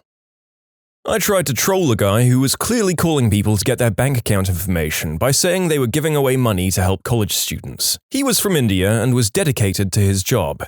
I tried to tee him off for about 30 minutes, but he kept interrupting me and I eventually told him to F off and hung up the phone. He kept cutting me off and saying, "But my friend! I got a call, they started reeling off this massive script. Finished probably after 2 minutes of solid talking, and I politely sat through the whole thing. I paused and said, "Sorry?" She said, "Again?" and started the whole script again from the start. Another 2 minutes solid talk wall later and I said, "Sorry?" This time there was a bit of frustration in her voice. "Again?" And once again did the whole 2 minutes again, aggressively this time. "Sorry? F this," and the call ended. Just play dumb and eat up their time. They're playing a numbers game and don't want to spend 30 minutes with someone that gives them nothing. In that 30, they would rather get shot down 20 times and maybe find one old lady that they can trick. My grandfather got fed up with telemarketers one time in the late 90s and early 2000s. His response? He stayed on the phone with the guy for over an hour, acting super interested in the guy's sales pitch. He had them so convinced that they actually sent a sales representative to our house. Grandpa then proceeded to string this poor idiot along for another few hours, while he sat there smoking cigarettes and constantly changing the conversation. Then, once the guy finally thought they'd come to some sort of business agreement, my grandpa flat out admitted that he was never actually interested and told the guy to F off and leave the property. Never mess with a bored old man with a lot of time on his hands. Not that I want to sprint towards the grave, but I can't wait to be retired and have nothing to do. I may actively seek this crap out. I unplugged the landline. It was either that crap or my father-in-law, so win-win. Answer the phone, connect to an agent, mute your phone, and carry on with what you were doing. They quickly take you off their dialers when you waste their agent's time. I'm mostly the same, but I've stepped it up. Answer, connect, mute the same, but when a person picks up and starts speaking, I rapid-fire press numbers on my keyboard until they hang up. My favorite response to it has been, "Beautiful song, sir. We won't call again." They did call again, though. We don't have a receptionist at our office. Everyone is responsible for answering the phone. But it seems like I'm the only person willing to answer the GD phone here, which means I get all the spam calls. I recently started just deliberately annoying them and playing music on the keypad, and it actually helped. It's funny to see which spammers will hold out the longest. The longest I've had someone on mute was 4 minutes before they hung up. The narrator is almost getting sad that he doesn't have a lot of telemarketers in the country that he lives in to experiment these kinds of shenanigans on. We get maybe one a month here. I've got one unknown caller that likes to cuss me out for leaving him on mute, to see if I'll take him off mute to yell at him. I think he just wants to sample my voice. A few weeks ago, he just left a voicemail saying, "John, you're a prick." I'm curious as to what his scam is, but not curious enough to actually engage. This is a landline. One phone in my house is just an old Plantronics headset. Doesn't have caller ID, but allows me to answer with it already muted. The only time I pick up without a known caller ID is using this headset, just for entertainment. Sometimes I'll unmute it long enough to say hello, then go back to mute. If I hear the call center boop tone, then I can just hang up at that point. My friend speaks English, Spanish, and Russian. He would just start switching randomly between languages, and each language had a different personality. He would confuse them into total submission. They rarely called back. Got called that there was virus on my computer. Told them this was impossible, as I throw my computer in the river, so the police couldn't get any evidence on me. Haven't heard from them since. I love these guys. I have a gaming keyboard with a bunch of extra keys off to the left that are bound to similar keys on the normal keyboard. SteelSeries stealth mode, such as 1 through 9, WASD, Control-Alt-Space, and a handful of others. So many times I get people upset because when they ask me to look at the lower left corner of my keyboard and ask me to tell them what key is to the right of the control key, I answer the C key, because that's what's there on my computer. Completely throws them so far off their script that they implode and normally start cussing me out. I tell the Microsoft ones that they couldn't possibly be real because I pirated my copy of Windows. Sometimes we get down to the tangent of them knowing who I am and that they're sending the police to arrest me if I don't pay up. Either that or I play super dumb and ask if they're talking about that there invisible web machine. I used to be a cable guy and I can't tell you how many times I had to explain to a customer that their computer was not in fact the internet, and that their computer not working didn't mean that their internet was out. I try to pass on that frustration to people who really deserve to feel it. My dad and I were on a road trip with his phone connected to the speakers via Bluetooth. He gets a call about this guy wanting to give my dad a credit card with some high credit for just $1. My dad knew this was a ploy to get his credit card details. He led him on for at least an hour until my dad just goes, "Nah, I don't have $1 to spare, that's too much for my poor self." The scammer was so mad he was yelling, "But sir, it's only $1! My dad just laughed and hung up. Good times. We laugh about it still. The phone scam that puts you through to someone who says you've been in an accident no longer calls me because I just kept telling them an elephant ran out in front of my car and it was a hit and run. Didn't get the plate. My wife got a call from Microsoft. I acted confused and asked if they were from a help desk or something because I'm on my work laptop. After a bit, I told them I work for a big tech company, and if my laptop is having problems, it should be HR calling me. They panicked and hung up, pretty sure she hasn't gotten another one since then. It didn't help that she didn't own a laptop, she only had her company one, and that mine was a Mac, so we literally didn't own a Windows box at the time. My mom has ruined one of these calls unintentionally. I run Ubuntu on her laptop that she only uses for mail and online banking, and I'm the one who maintains it. She got one of those calls and actually talked to them for a good 10 minutes. She really tried to follow the instructions and everything. Finally, the caller asked which version of Windows she was running. Ubuntu? Ubuntu. And they hung up and never tried again. My wife says, "I'll just pass you on to my technical person," and hands me the phone. The last time I kept a guy on the line for about 5 minutes, playing dumb and trying to find the start menu. After a while, I let him off the hook and told him it was a Mac, and he dropped the call. You can submit your own stories to be featured here on the channel. The story submission link is in the description below. And if you want to listen to some vibey music in the background, check out easymode, also linked below, and subscribe. I would receive a specific one 9 times out of 10. Your car warranty is about to expire. Press 1 if you'd like to be connected to a representative. So I would oblige and wait for someone to come on the line and say, make, model, and year of your vehicle, which I usually followed up with, 2013 Hasbro ATV, or 2017 Little Tykes Tricycle, or something of that nature. I must have become a famous caller because they only called maybe 6 times after I started doing it, and they always started with, oh, look who it is. Eventually, it just stopped. I assume it's because they were tired of wasting their time on someone who was wasting their time. I usually reply with, what car are you talking about? And they'll say, can you confirm the year, make, and model? And I just keep asking, what car are you talking about? They hang up every time. Sometimes I get snippy and petty and say, well, you're calling about my car's extended warranty, which means you clearly know what car I own, so you tell me. They hang up, of course. I've done that with the credit card ones. Will this be for the Visa or MasterCard? You called me and you don't know what the card is? One time they called me on my work number, asked for the person who had the number before me, who retired before I joined, and said that his car was expired, giving what was as far as I know the correct make and model. When I informed them that said coworker had retired and could no longer be reached at this number, so they should stop calling, they informed me that my vehicle's warranty was about to expire as well, even though they had no idea who I was. I hung up on them at that point. I mean, on the last one, you can at least appreciate their can-do attitude to the situation, if not their intelligence. My main question is, how do people not just laugh at them when they realize what's going on? About once or twice a week, I'd get the Microsoft support phone call. For about 3 weeks, I would hang up on them. After about a month of this, I decided to screw with them. I let them give their line about how my computer is sending them errors, blah blah blah. I kept responding with, interesting, okay, fascinating, and other platitudes. When they said they wanted to connect to my computer, I told them this would be difficult. They asked why. I told them they called the server room for the Pentagon. I do not think I've heard anyone hang up more quickly. Even better, be an engineer at Microsoft and receive one of those calls while at work. Put them on speaker and proceed to mess with them with all your coworkers listening. Then bust out, oh, so I'm in the building on Central Campus in Redmond. Which building are you in? What's your alias so I can look you up? Sadly, they stopped calling us after that.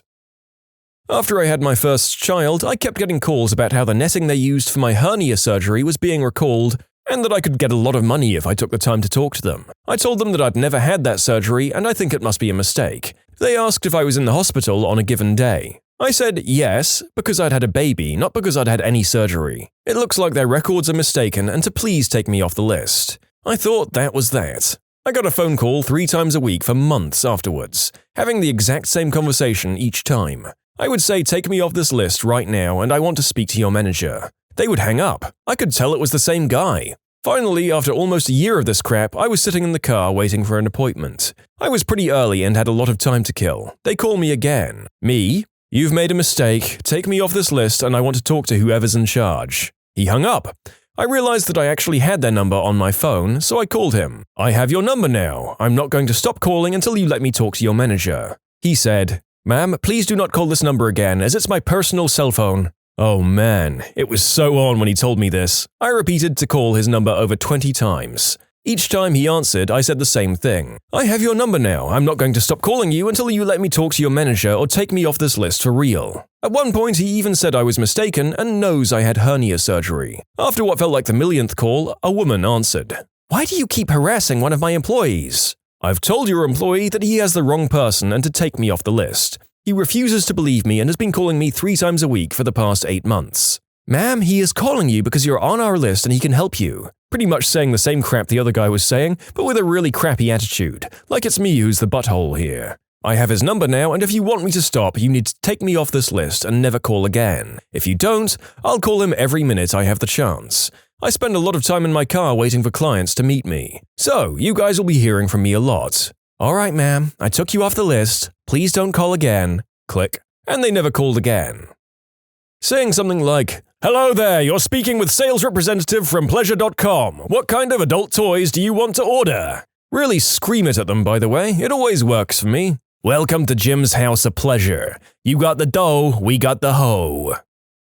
I used to get a lot of unsolicited calls from a company who could sort out my debt. I got a call from them one day when I wasn't doing much at home, so I decided to have some fun. I gave a false name, false address, which they couldn't find in their system. I convinced them it was a new build eventually. I then went through my debts meticulously. Had them waiting while I found the paperwork, etc. Some of the debts were for my transition, and then reverting back because I'd changed my mind. 30 to 40 minutes later, I had over £300,000 in debt and was able to pay up to £4,000 per month to clear it up with them.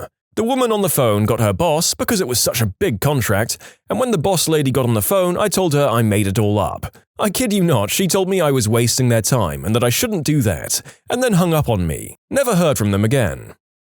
I get a call from a random pharmaceutical company saying that my supply of bedroom performance pills were ready for pickup. I told them that I had a complaint regarding the medication. I said that I only took half a pill and now half of my pee-pee was hard. Now my base is hard, but the tip was soft and I was teed off. I kept going on this rant for about a minute or so and they hung up. Happened twice and my friends and I are still laughing. So what the narrator is learning here is that a lot of these calls are based on saying that the recipient has an incoming order that they definitely didn't make in order to get the person to give up their details in order to cancel the order. If so, pretending that you're indeed a repeat customer who's already received multiple orders and recognizes the company is a terrific act of trolling. I always just say, "Bill's orphanage, you make 'em, we take 'em." They usually don't call back after that. "Steve's crematorium, you kill 'em, we grill 'em." I answer the phone as Detective So-and-so, and then I ask them who they are and why they called the number in a very stern and cop-like manner. Then I ask them where they are and act like I'm giving the information to someone else who is contacting Interpol. I ask a few more questions about their relationship to the number and advise anyone who's not already hung up that they should stay put and wait for Interpol to arrive for interrogations. It stopped calls to my classroom. I just scream for a solid 30 seconds. Whenever they intro with, "This is so-and-so on a recorded line," I always politely say, "I do not consent to being recorded or monitored." Something along those lines. It's always fun how they get so flustered and aren't sure what to do. They usually hang up and don't ever call again. I don't even know if they need my consent to record me, but it seems to work. Answer the phone with, "Ghostbusters, what do you want?" and get increasingly exasperated when they don't have a legit paranormal issue. It helps to loudly chew on gum. Not me, but my grandma. After Grandpa died, she started getting phone calls in the evening from an insurance agent trying to sell her insurance for her husband. She's very polite, but she always says, "No thank you," before she hangs up the phone. This goes on for almost a week. Grandma is really beside herself about these calls, and she tells my mum how upset she is with this man. One evening, I guess the guy was really impatient with her, and before Grandma could say, "No thank you," the agent asked, "But ma'am, you need your husband to be covered. Don't you care if he's covered?" To which she promptly replied, "He's covered with 6 feet of dirt. Is that enough coverage for you?" The man hung up and didn't call again. Grandma was a really nice lady, and she was embarrassed that she lost her temper with that guy. My sisters and I loved that story. I got a call from one of those, "You've been selected for a free trip to the Bahamas" scammers. I told them that I couldn't do that right now. "Oh no, sir, you don't understand. It's free. You just need to—" No, I understand that, sir. It's just, I'm currently under federal investigation and I can't leave the country. "Oh, I'm terribly sorry, sir. I'll remove your number from our list. Have a wonderful day." Click. I always interrupt early and say, "Ma'am, I want to hear all about your product. But first, let me tell you about my personal savior, our Lord Jesus Christ." They usually disconnect before I get to the word Christ. "I'm ringing about your recent accident." "Oh, you mean when I ran over all those children?" I'm sorry? "I know, I shouldn't have gone flat out in a school zone."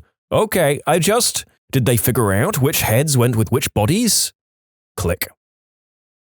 When you subscribe, make sure to hit the bell to turn on notifications.